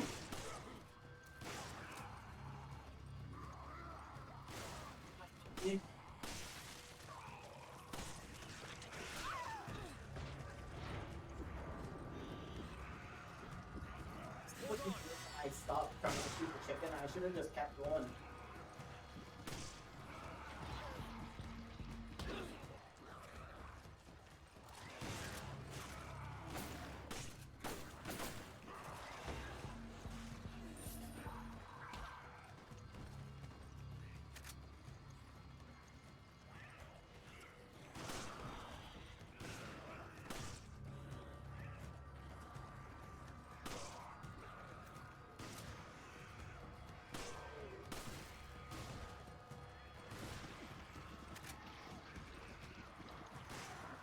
I wouldn't walking away.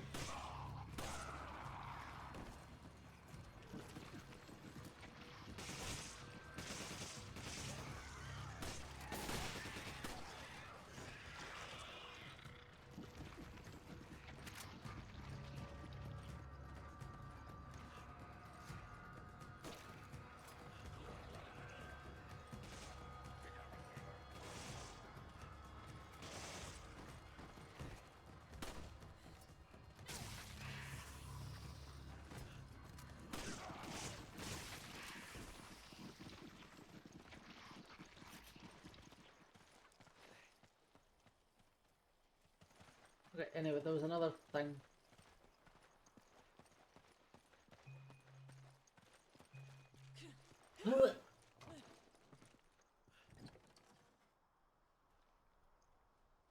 A silver idol.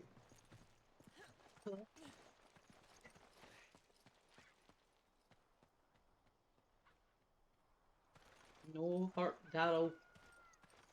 Oh, that's it. Fucking whispering at me, making noises at me.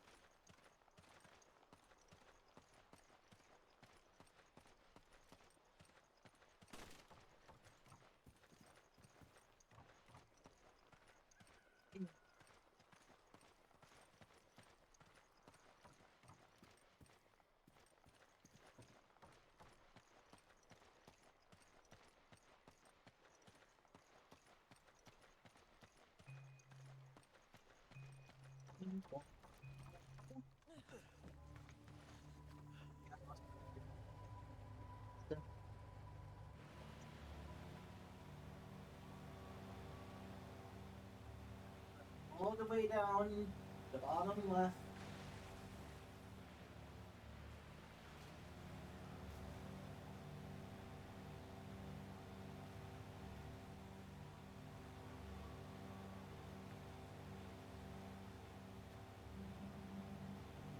I'm just gonna tune not to look, so don't go anywhere where I have to shoot you.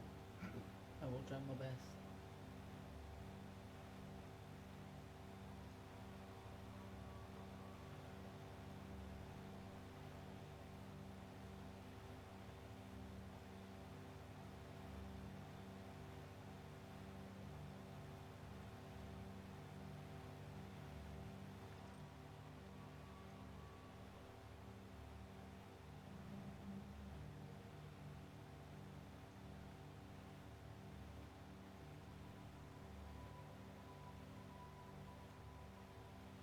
Take this moment to fucking fix something. Let's see.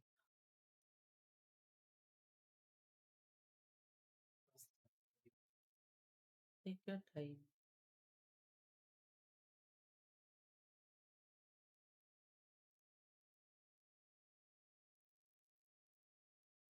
And you guys will have audio back in just a second. I'm trying to fix something real quick.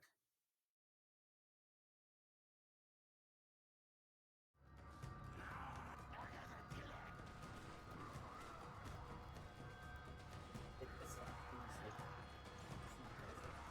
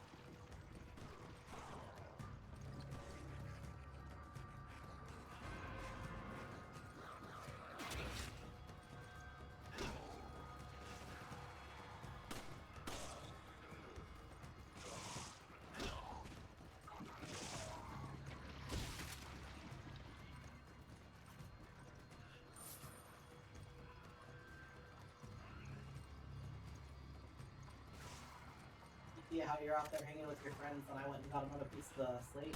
Yes, I did.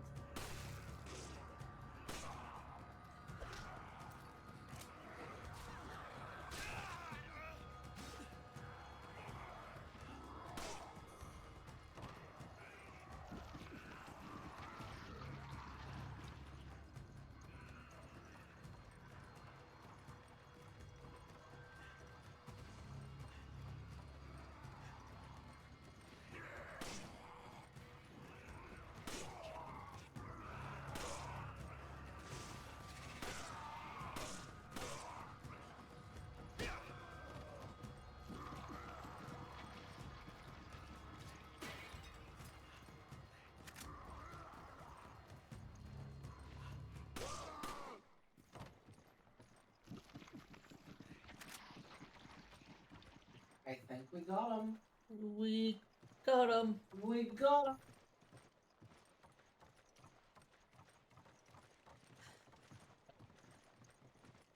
I was just making sure we weren't leaving anything behind.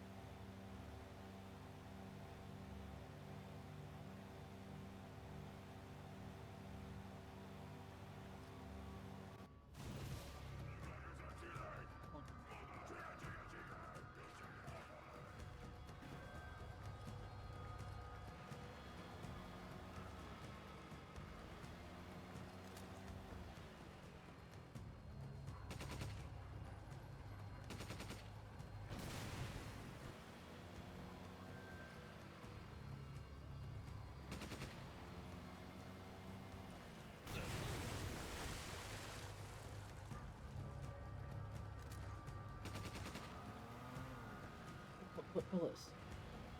Very close up there.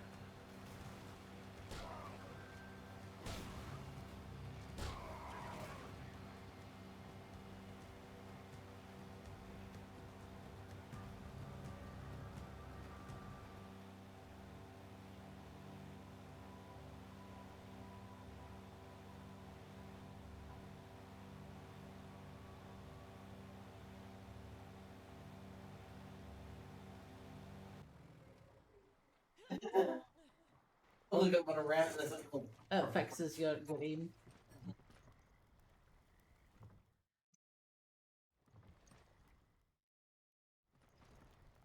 Oh, wait.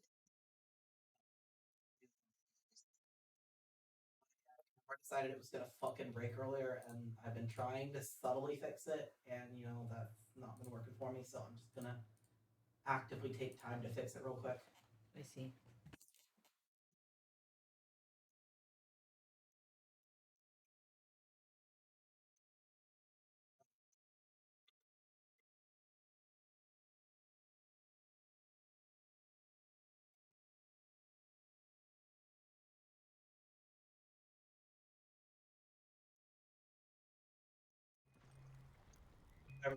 Womp, womp. Come on! That's the most fucking men thing I've seen all day.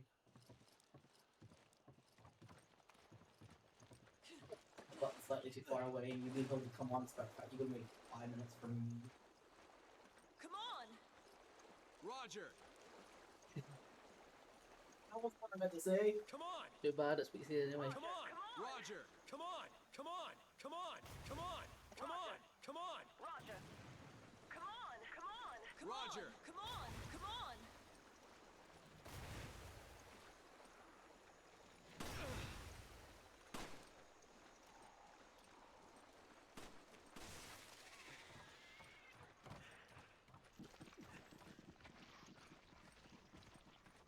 Goofy Goobles indeed.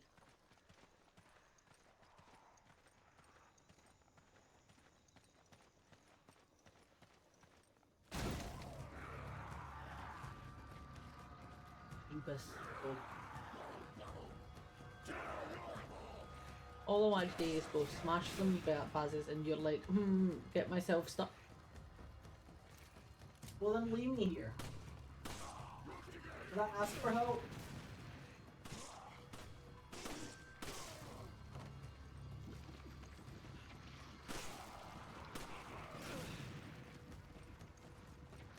You're hitting me right in the masculinity right now.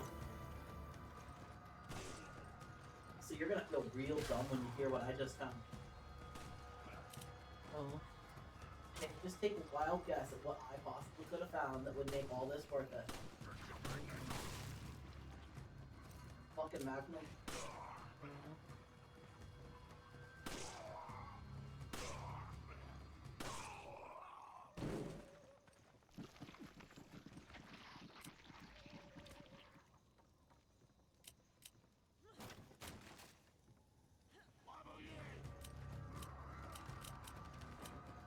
Also, I've got shotgun shells that can come. I do, I need all ammo.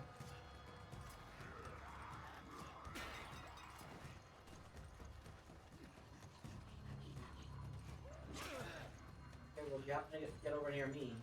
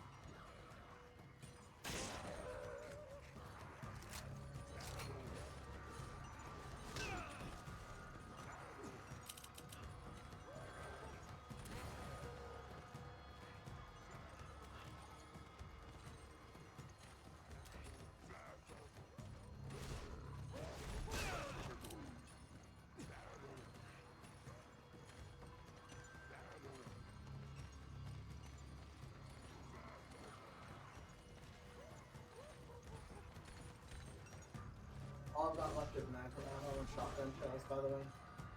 Coming up for me. I really don't want to wait. Oh, machine gun, here we go.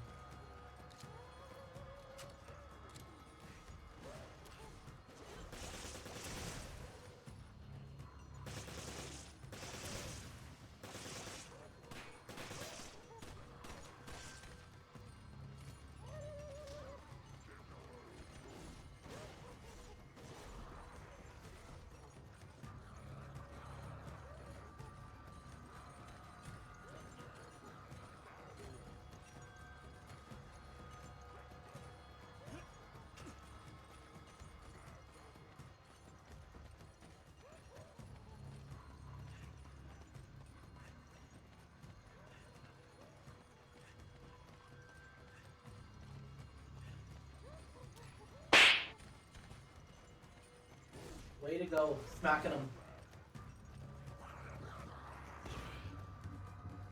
I see there's a redeem, I see. What redeem? Just a sec.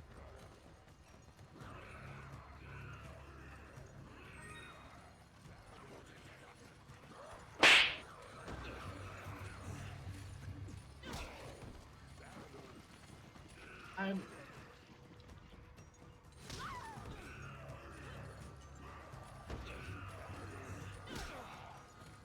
The Spotify button was taking my sweet time, but it is coming.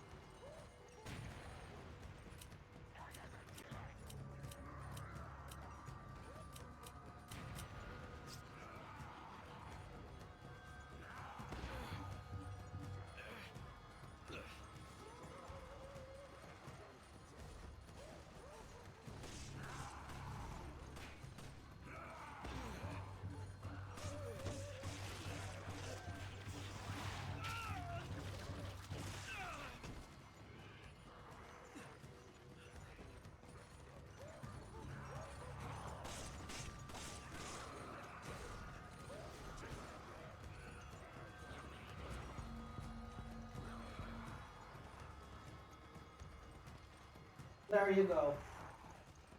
Hope you enjoy knowing what I'm wearing, or not wearing in this case.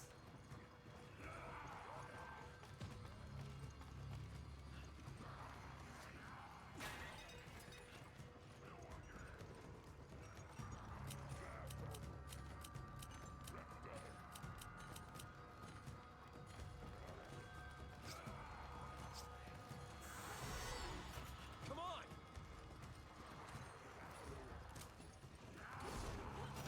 Get to see if I can pick that up. sorry. Okay, I didn't realise you were up here. that's okay. I'm just gonna keep running around because I got nothing in the one.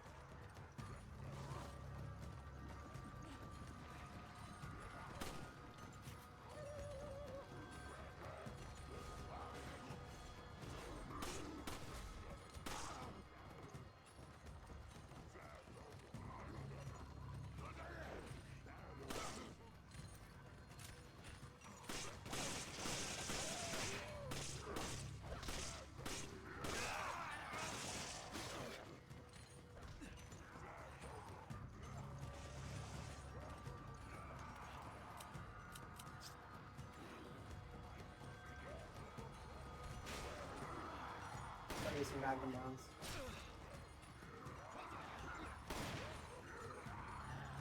He said he could barely hear the song because the zombies are too loud.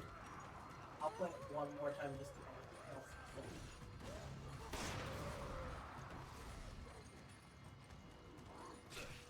I should have been using the magnum to take the guys down. I take them down to one hit. I've spent 70 odd machine gun ammo on this one. Alright. I guess we know for next time.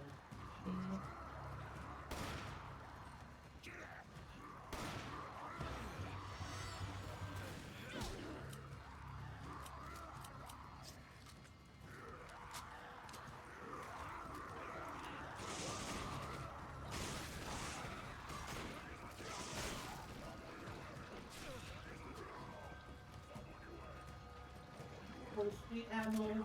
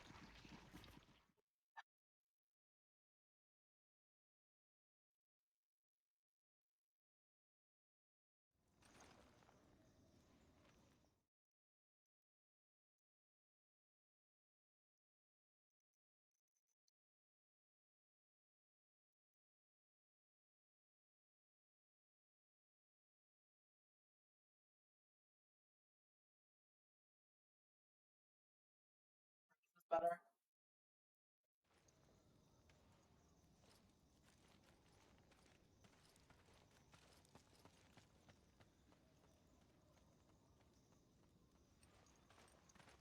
That was some fucking fight.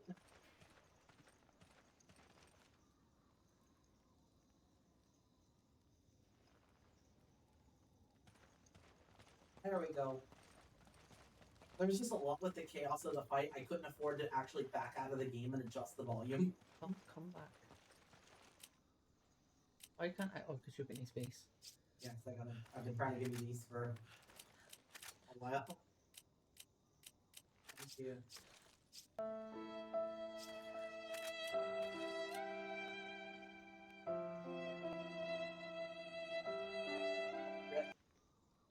Playing the rips. The rips.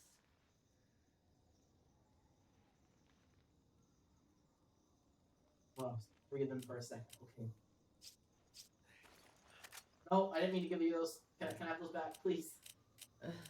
Never mind. Actually, they combine it with yours. It's fine. It's fine, have them. My gun is full.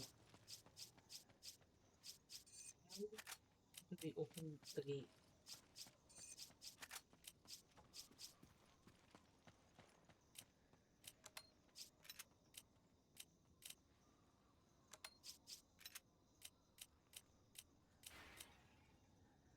Oh, you're good. I found more. Huh? I found more. Oh, cool. I was getting my pockets figured out.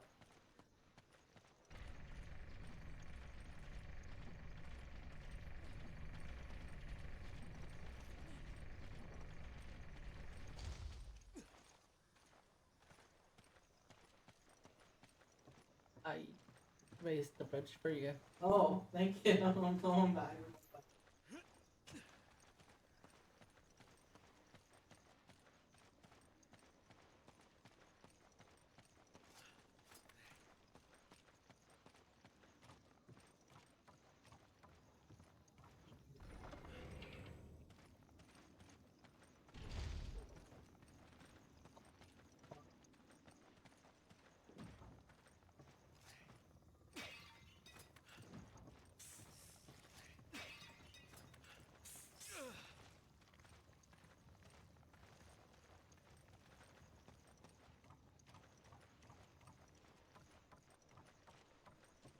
Have you come to open the door for me, perchance? No.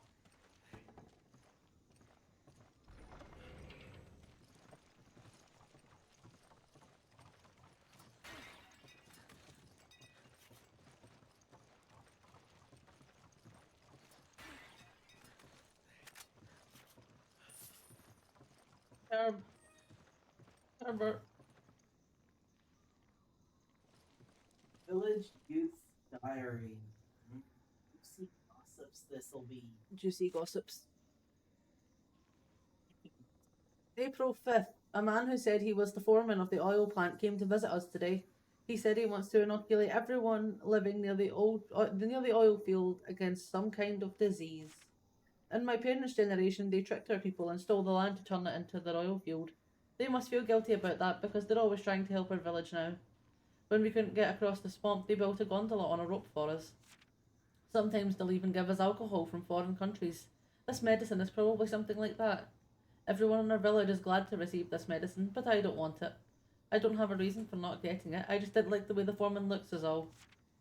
April 8th. Everyone went into the oil field to get this inoculation. The village is usually never this quiet. The only thing to do today is sleep. April 9th. I slept too much during the day, so I couldn't sleep at night, and it was noisy outside. Everyone was talking with serious voices in the middle of the village. All of the children in the village had come down with a fever. The mothers all drew water to cool their bodies, but it didn't help. By next morning, they were all dead.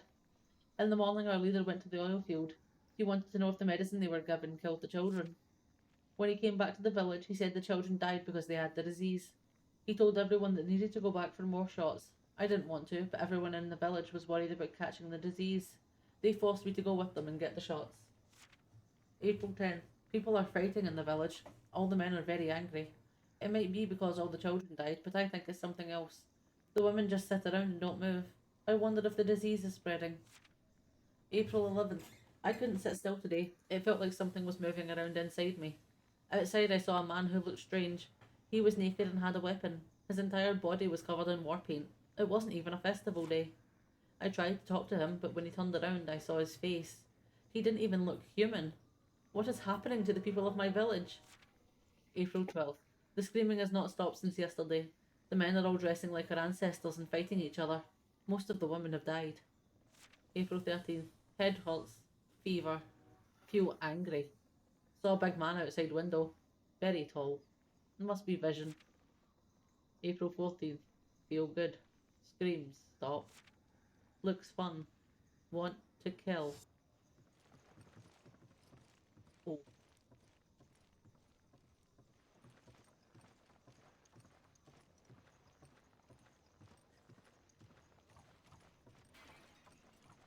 Chip. I need you to re-record that so we can make that a effect, by the way. Yeah. And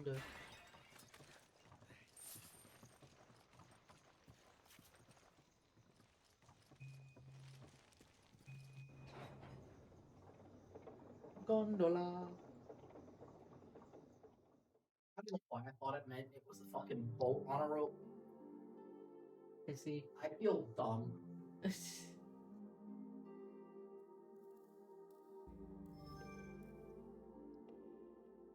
Look at us go. Oh, the Chris Redfield vial. Oh, ooh. I think I'm gonna stop here. Yes.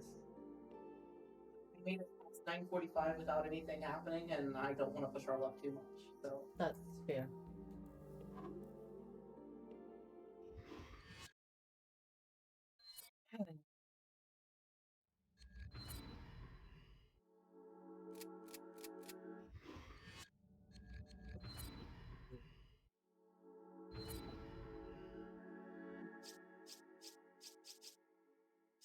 read these. No. This should be the screen you're able to mirror. So if you don't have one, you can mirror. Because some of these are quite long. This is the history of Resident Evil. 1960s, engineer Michael Warren begins the electrification of Raccoon City. The fifth head of the Ashford family, Edward Ashford, begins his research into what would later become known as the progenitor virus.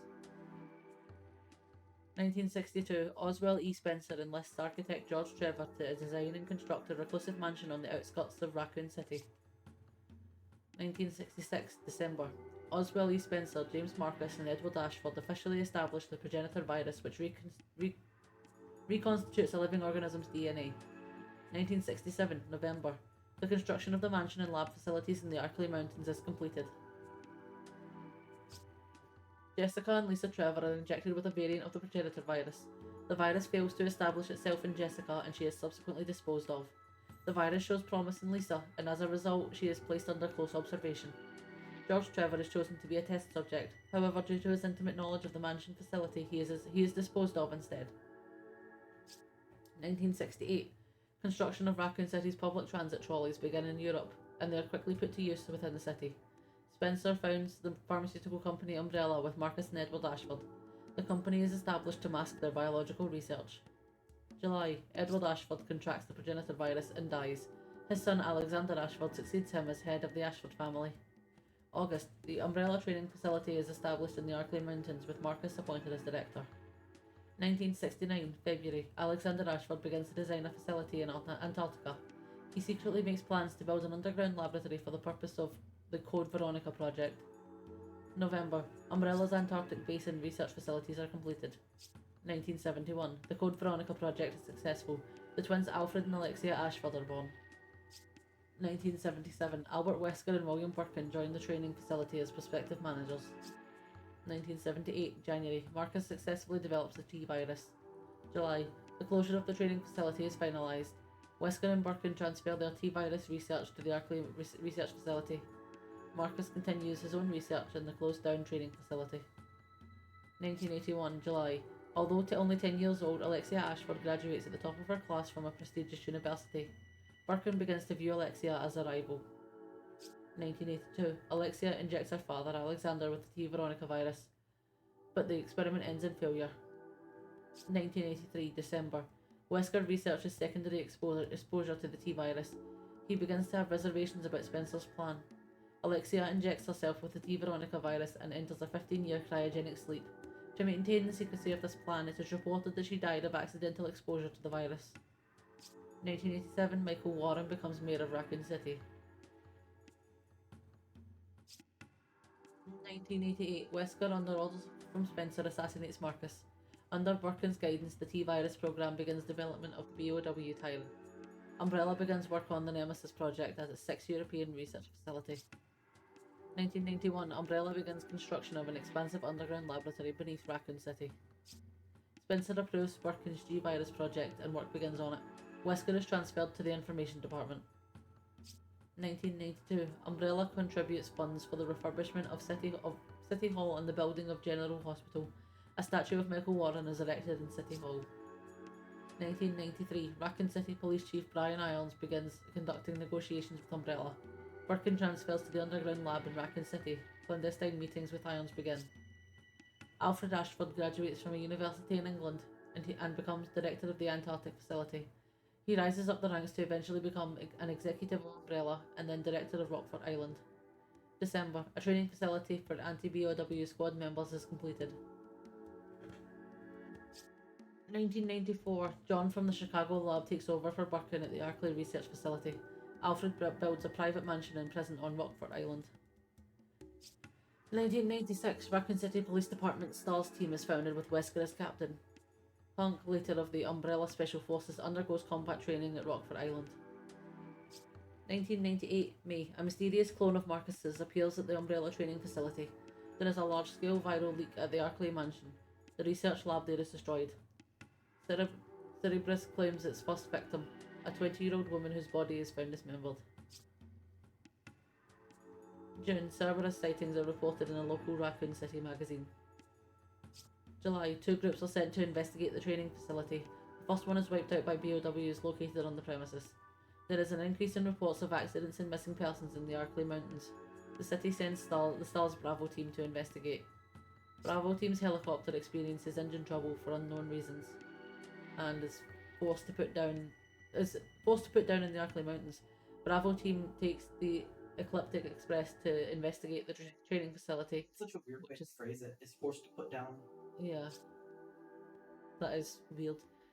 Which is later destroyed. Alpha team is sent out to search for Bravo team when communication is lost.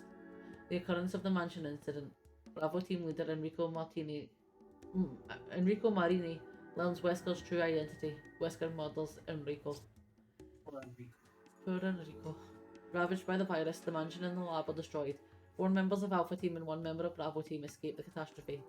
The survivors: Chris Redfield, Jill Valentine, Barry Burton, Brad Vickers and Rebecca Chambers. Wesker escapes the Arkley Research Facility before it's destroyed. August, former STARS member Chris Redfield learns of the G-Virus and heads to Europe to investigate Umbrella. September, the virus spreads throughout Raccoon City via infected mice. The city is declared a biohazard and as incidents of cannibalism continue to rise. Birkin completes work on the G-Virus. A zombie horde attacks the city's police station. The police station is destroyed and Chief Irons descends into mania. Warren escapes the city but leaves his daughter behind. UBCS, Umbrella Biohazard Countermeasure Service, arrives in the city to begin rescue operations. Rookie police officer Leon S. Kennedy arrives in the city at the same time as Claire Redfield.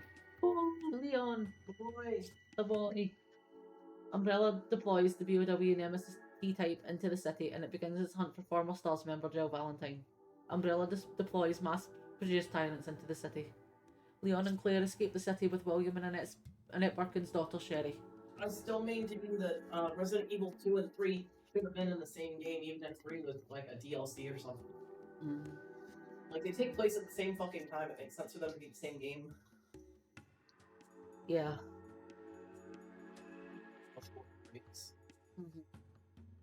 With the arrival of the US military, the city is placed under martial law. UBCS survivors are exploited by Umbrella's official observer of the situation, Nikolai Genevieve, and they die off one by one. The hospital is destroyed. Ada Wong and Hunk each acquire samples of the G-Virus. The underground lab in Raccoon City is destroyed. October, the US government decides to eliminate the virus threat by destroying Raccoon City with a missile strike. December, Claire infiltrates the Paris laboratory only to be captured and imprisoned on Rockford Island. Wesker attacks the island with his own private force and releases the T-virus onto the island. Claire escapes from the prison and sends an email to Leon asking for help. Her location is made known to Chris. Jill escapes Raccoon City and goes to Chris's apartment, but he has already left for Rockford Island. Alfred Ashford escapes the island. Chris arrives at Rockford Island and finds Wesker. Alexia Ashford wakes up from her cryogenic sleep at the Antarctic base. Alfred dies shortly after. Claire and Chris are reunited at the Antarctic base and together they defeat Alexia. They escape before the base is destroyed. 2002. Jack Krauser faces his own death and joins Wesker's secret organisation. February. Chris and Jill take part in the mission to destroy the Umbrella Caucus research facility in Russia. They were successful in destroying a new BOW known as Talos. 2004. The US President's daughter Ashley Graham is kidnapped by the religious group known as the Los Illuminados. The actual kidnapping was carried out by Krauser. Leon Kennedy was scheduled to join Ashley's Secret Service detail but is ordered to find her instead. Leon Kennedy is injected with the Las Plagas parasite by the Los Illuminados. After that, he and Ashley, who is also infected with the same parasite, take shelter in a church. After escaping the village, Leon and Ashley are forced to seek refuge in an old castle, but Ashley is once again apprehended. This time she's taken to an isolated island by Krauser under the orders of Ramon Salazar, the 8th head of the Salazar family. Leon confronts Salazar and defeats him. Leon heads to the island to find Ashley, and it is there that he defeats both Jack Krauser and Osmond Sadler, the leader of the Los Illuminados cult. Leon and Ashley use the facility on the island to remove the parasites. Ada Wong steals the Las Plagas parasite sample from Leon. Leon and Ashley escape from the island by jet ski. That was a lot. That's a lot. My mouth is dry. Oh, I'm not getting off much better. Look at this. Rip. I need my spectacles for this. Would you do the honors, please? The fabric of this shirt cannot clean them. I've tried. It's too slick. Too slick. Following the annihilation of Raccoon City, Umbrella was hit hard with multiple lawsuits for their involvement with the incident. But there was an organization. I love that, the world is ending, zombies are everywhere, and Americans still file lawsuits. Yeah. We will sue people till the day we are completely removed from this earth. But there was an organization that was even harder by the fallout of that incident. The Global Pharmaceutical Consortium, an organization composed of pharmaceutical companies from around the world. The big pharma is suffer. I am in debt right now because of the big pharma. I do not have the sympathies. Umbrella development of an experimentation with bioorganic weapons, or BOW, along with the sale of those weapons on the black market, caused people to distrust the Global Pharmaceutical Consortium. And the fact that Umbrella was an executive board member only deepened their misgivings. Rightfully so. Mm-hmm. Things that ended there, the consortium may have just ended with tarnished reputation, but in today's world, medicine is a vital part of almost all medical procedures. The public is also quite informed when it comes to which medications are trusted and which are not. If the population loses trust in a pharmaceutical company responsible for creating a certain medication, it quickly bankrupts that company. Sorry guys, I forgot that I still had that overlay up. Let me take that down so you guys can see the text better. The Umbrella trials took a turn for the worse when the consortium, when prosecutors presented set evidence that incriminated many other pharmaceutical companies. Prosecutors showed that Umbrella acquired medicines and techniques developed by other companies and employed them in their own laboratories. The agent was simply to partially develop certain medications that cannot be traced to what was ultimately being developed. Responsible companies thus unwittingly contributed to the development of bioweapons. Until this development in the case, the consortium looked at the lawsuits as Umbrella's problem. Now the problem is thrust from their laps as well. The companies were linked to Umbrella, and they faced the possibility of sharing blame for the deaths of hundreds of thousands of innocent people. And Umbrella lost the lawsuits. If Umbrella lost the lawsuits, it would face bankruptcy as well. Even if Umbrella was found not guilty of any wrongdoing, the negative publicity would not only be disastrous for sales, but the governments of the world would revoke the company's permits to sell their products. Not having permission to distribute their products worldwide would effectively dismantle their businesses. Pharmaceutical companies realized they had no choice but to take drastic measures to counter their dismissal prospects. The Conservatorium decided to strike a deal with the prosecutors. They would put all their efforts into assisting with the case against Umbrella, even to the point of turning over internal company documentation. Prosecutors in the case, being obsessed with seeing Umbrella fall, agreed to accept the help of the consultorium's companies, and in return they would not pursue legal action against them, which should be fucking illegal, but did something.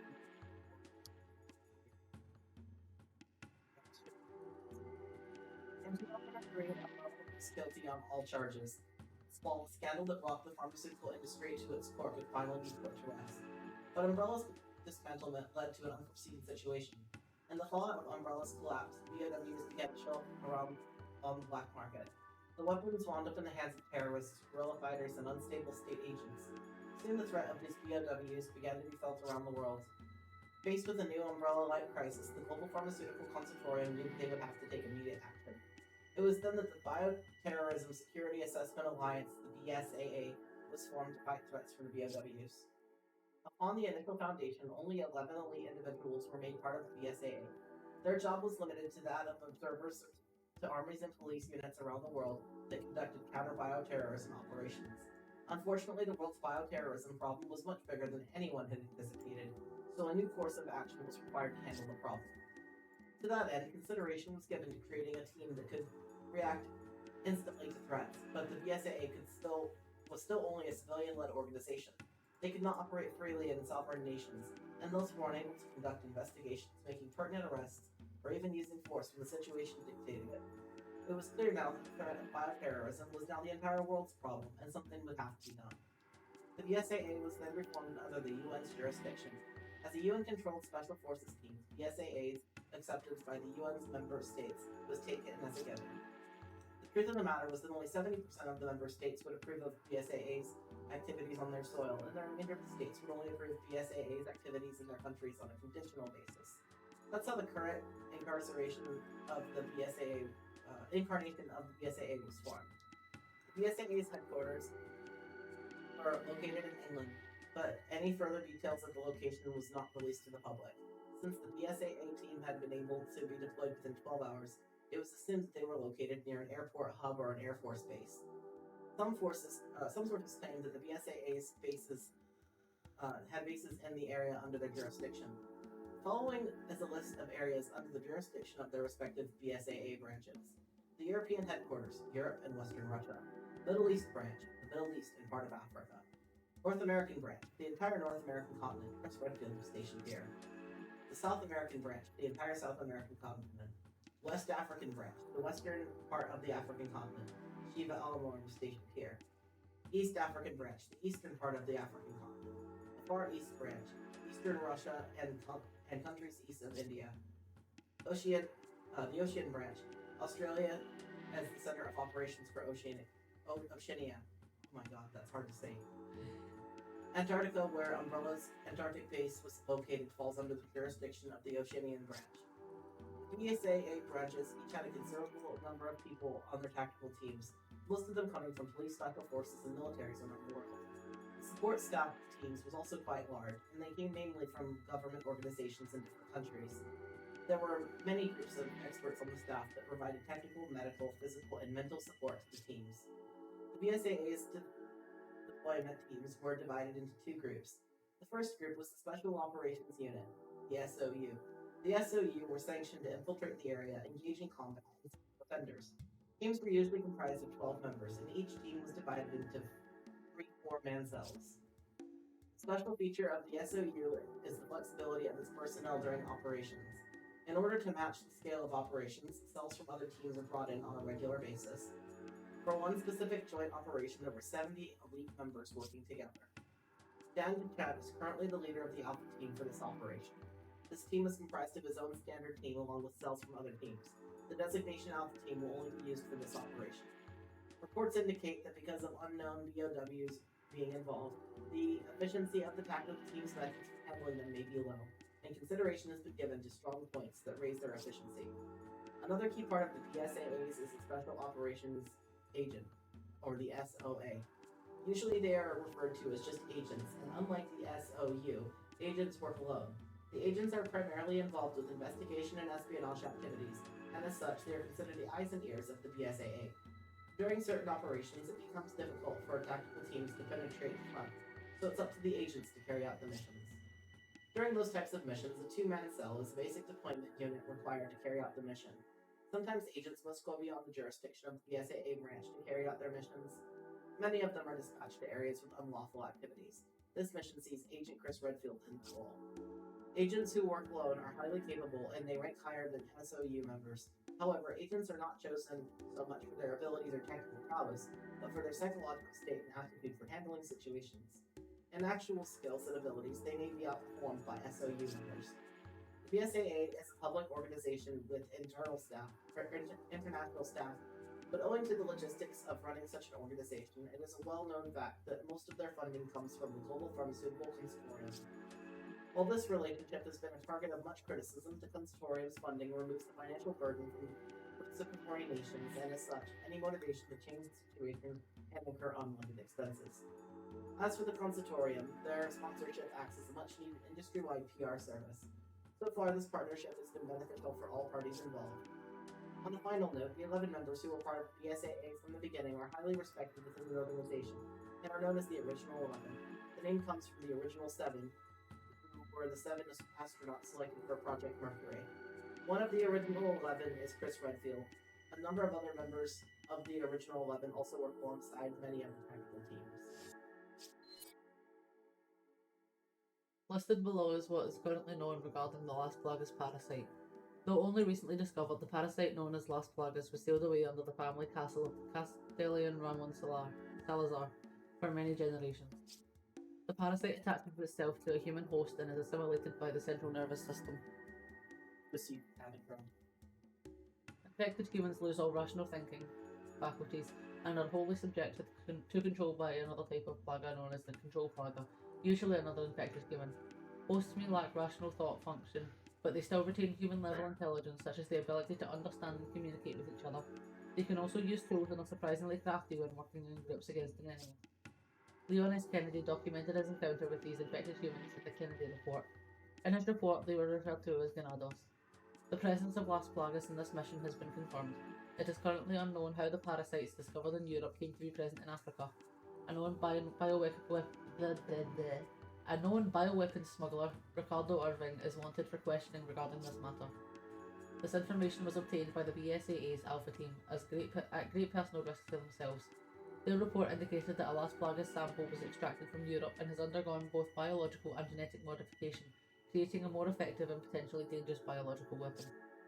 This modified Las Plagas has been classified by researchers as Type 2 Plagas. The presence of the Type 2 Plagas has been confirmed to be present in Africa by various intel reports. Type 2's initial infection characteristics vary from the original parasite's infection. The Las Plagas discovered in Europe were injected into humans during the egg phase. They would then reach maturity within the host body, at which point they would assume control of the host's nervous system.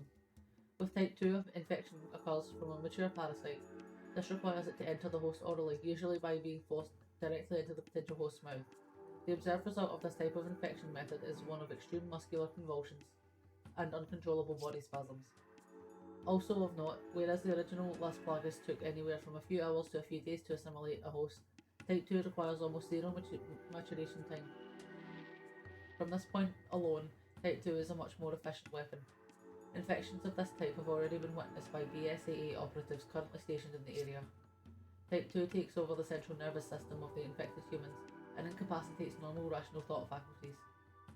The infected hosts become willing subjects to the ones that control them. However, to maximise their effectiveness as a weapon, the persons who command them do not need to possess a control plaga to do so. Hosts retain their intelligence and the abilities of the host are dependent on the abilities inherent in the human before infection. This is the same as with the original version of the Las Plagas parasite. It has been speculated that to raise their proliferation as a weapon, the parasite has been altered so that its host will actively infect others in order to increase their numbers. According to intel reports, Type 2 hosts are apparently known as Magi to weapons dealers. This word comes from the local language meaning evil spirit. Because the codename Type 2 exists, it is presumed that there are subsequent number types, e.g. Type 3 and Type 4. No confirmation of this, however, has been acquired at this time.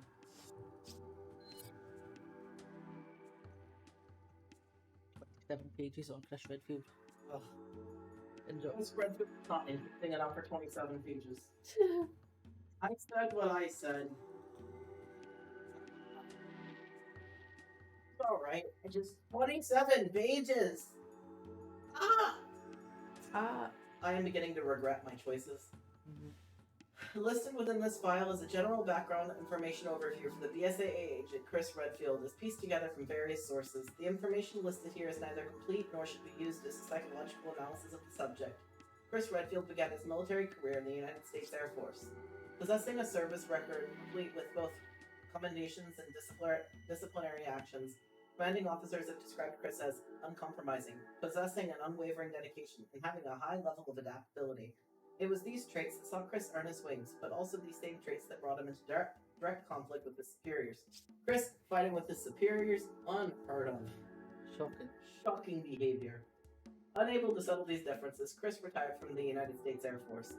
After retirement, Chris was scouted by Raccoon City Special Forces, STARS, because of his superior firearm and hand-to-hand combat skills, along with his qualifications as both fixed-wing aircraft and helicopter pilot. Joining STAR's team, Chris was designated as point man for the Alpha team. As PM, it was his duty to scout and secure positions ahead of his team. His duties required him to not only be a good shooter and fighter, but to also be able to use a wide array of weaponry. It was in this area where he excelled, showing the ability to handle anything from small arms to large weapons, and the flexibility to use them as the situation directed. Chris's performance with STARS was exemplary, and it appeared that he'd finally found his niche. But fate had other plans in mind for Chris. Unbeknownst to him, the next chapter of his story was about to unfold on that fateful night in July 1998. The STARS Bravo team, responding to reports of disappearances from the surrounding areas of Raccoon City, abruptly went radio silent. Alpha team was sent to investigate. Shortly after their helicopter touched down, they were attacked by wild ravenous canines, known as the BOW Cerberus, and were forced to take refuge in a nearby mansion. I am struggling. Oh my god. The mansion was, in reality, Arclay Research Medical Facility for the pharmaceutical giant Umbrella. It was at this facility that they developed bioweapons and conducted uncounted illegal experiments. Here, Chris and his partner Jill Valentine were forced to combat numerous BOWs as part of an active tactical research plan devised by Albert Wesker. Wesker was the commanding officer of STARS, and therefore Chris and Jill's superior. Though his actions were done at the behest of Umbrella Corporation, Wesker used his rank in STARS to manipulate Chris and Jill. Wesker unleashed several BOWs into the mansion in order to gather data for his own ends. This tragedy in the Arclay Mountains became known as the Mansion Incident, and ended with Chris and Jill destroying the creature known as Tyrant, and the death of Wesker and the destruction of the laboratory. Death of Wesker. Death of Wesker. Having survived the incident at the mansion, Chris attempted to notify the authorities regarding Umbrella's activities, but all of his warnings were ignored due to Umbrella's powerful sway. Having exhausted this option, he attempted to notify the U.S. government of the situation. This too, however, proved fruitless. He knew that taking on such a large corporate entity alone would not be easy, and might in fact prove fatal, but in the end he was left with no other choice. Thus Chris continued his investigation on his own. Without informing his family of his intentions, he soon departed for Europe. Chris wanted to shield his family from any ill effects of his investigation, but ironically, as it brought one of his family members into the fray. Claire Redfield was unable to get into contact with her brother. She journeyed to Raccoon City to find him. Upon arrival in the city, she found the area awash in terror brought on by the spread of the virus. In that land of death and confusion, Claire met Leon S. Kennedy, and together they were able to fight their way out of the city. After Raccoon City ordeal, Claire flew to Paris to investigate Umbrella's activities in Europe, but she was captured and sent to Rockford Island. When Chris learned from Leon what had happened to Claire, he made his way to Rockford Island to free her. It was there that Chris was confronted with many harsh facts. Umbrella had a research facility in Antarctica. Alexia Ashford was still alive. There was a new virus called T. Veronica, and most surprisingly of all, Albert Wesker was still alive. The man behind the horror of the mansion incident, Chris's former commanding officer, somehow survived the destruction of the mansion. Once again, Chris was unwittingly thrust into Wesker's schemes, and he was forced to face the man whose destiny appeared to be intertwined with his own. Chris easily was on Chris's side that day, and the ensuing conflagration that consumed the island, Chris and Wesker's conflict was soon put on hold for the time being. With his resolve strengthened, Chris determined that no matter what personal cost to himself, Umbrella would fall. Fast forward to 2003, Chris was in the skies over Russia. In the skies over Russian. acting in the skies over Russian. I see. Which Russian, Chris? Which Which specific Russian? His partner, Jill Valentine, had died. At that point, Umbrella was in dire straits. In the wake of the destruction of Raccoon City, the company became embattled in litigation, and their stock price plummeted. It was only a matter of time before Umbrella collapsed. It was during that time that Chris learned of Umbrella's plans to develop a new type of BOW. Chris and Jill had obtained information and were headed to the Caucasus, whatever, laboratory where Talos' plan was being conducted in secret. They were to rendezvous with the anti-bioterrorism unit and attack this location. Not long after this incident, the once seemingly untouchable Umbrella was officially no more. The seed that Umbrella sowed, however, would continue to reap tragedy for the world. POWs were no longer restricted to areas of conflict. They were now being used in terrorist attacks against innocent civilians. It was at this time that Chris and Jill joined the BSAA, a group dedicated to eliminating those bioweapons. The two of them traversed the world together, partners in the fight to bring bioterrorism to justice. The shadow of Umbrella still loomed large, though, as they would soon discover. Chris and Jill went to question Umbrella's founder, Oswald E. Spencer, about Wesker's whereabouts. They were greeted with the sight of Umbrella's founder lying crumpled on the floor and the blood-stained figure of Wesker standing over him. This would be the third confrontation between Chris and Wesker. This time, the confrontation ended in tragedy as Jill, seeing no other option, made the ultimate sacrifice to stop Wesker. With one last effort, she charged Wesker and threw herself and him over the side of the cliff. The SAA searched for Jill's body for 3 months, but found no trace of her. After 3 months of searching with no success, Jill Valentine was officially declared dead by the BSAA. No one knows what promise Chris made in front of Jill's empty grave, but following her loss, he redoubled his efforts to eradicate all bioorganic weapons wherever they may be. Initially stationed at the BSAA North American branch, his investigations soon took him around the world. He became involved in so many operations that soon he had more missions to his name than any other BSAA member. During one of his investigations, Chris learned of an upcoming bioweapons deal in Africa, in connection with a man named Ricardo Irving. Irving's name had come up quite often in late association with bioweapons smuggling. After informing the BSAA African branch about Irving, Chris urgently requested permission to participate in the operation to arrest him. As for the reason he wished to participate in this mission, Chris would not comment. Whether he was withholding information or not is unclear. As one of the most respected BSAA agents, his presence in this operation greatly increases the chance of success. Thus, his request has been granted. Dun, dun, dun. That was.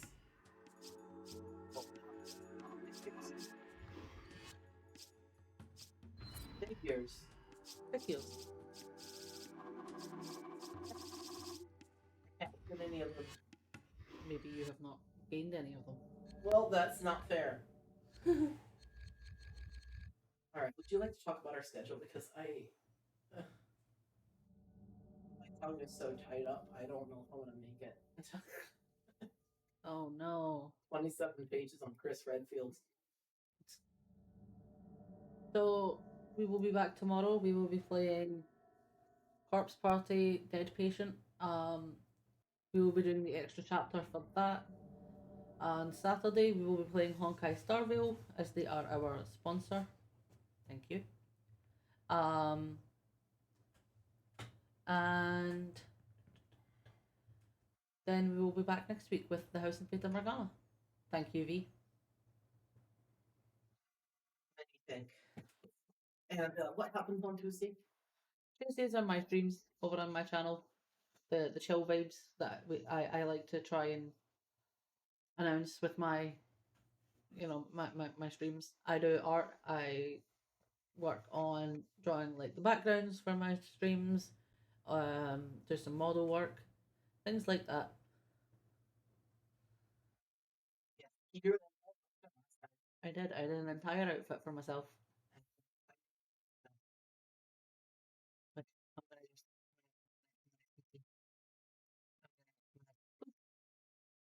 Feel like I have no fucking here. Stop that face. Yeah, he designed that all by himself. Well, mostly by himself. Mostly, I had His help from the chat helped. chats. The chat helped quite a bit. Mm-hmm. But he made the thing. I made the thing.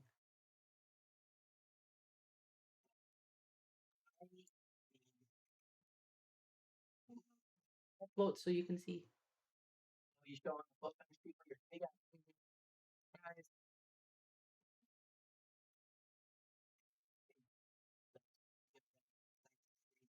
Who shall we raid today? Let's see.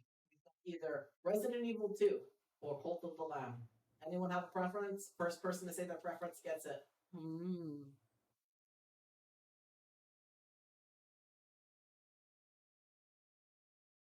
Resident Evil 2. Okay. Resident Evil 2, we are continuing. We're gonna be rating Rev then. Great. Oh, he must have finished Resident Evil 7 then. Yeah, must have. Time to go back and be like, oh, the Leon Kennedy ones? RE2.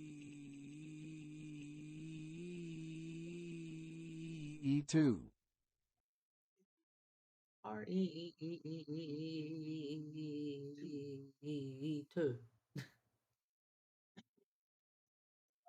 So funny. Never change text to speech. Never change. We love you. Well, keep it creepy. Keep it weird. And most importantly, Stay queer.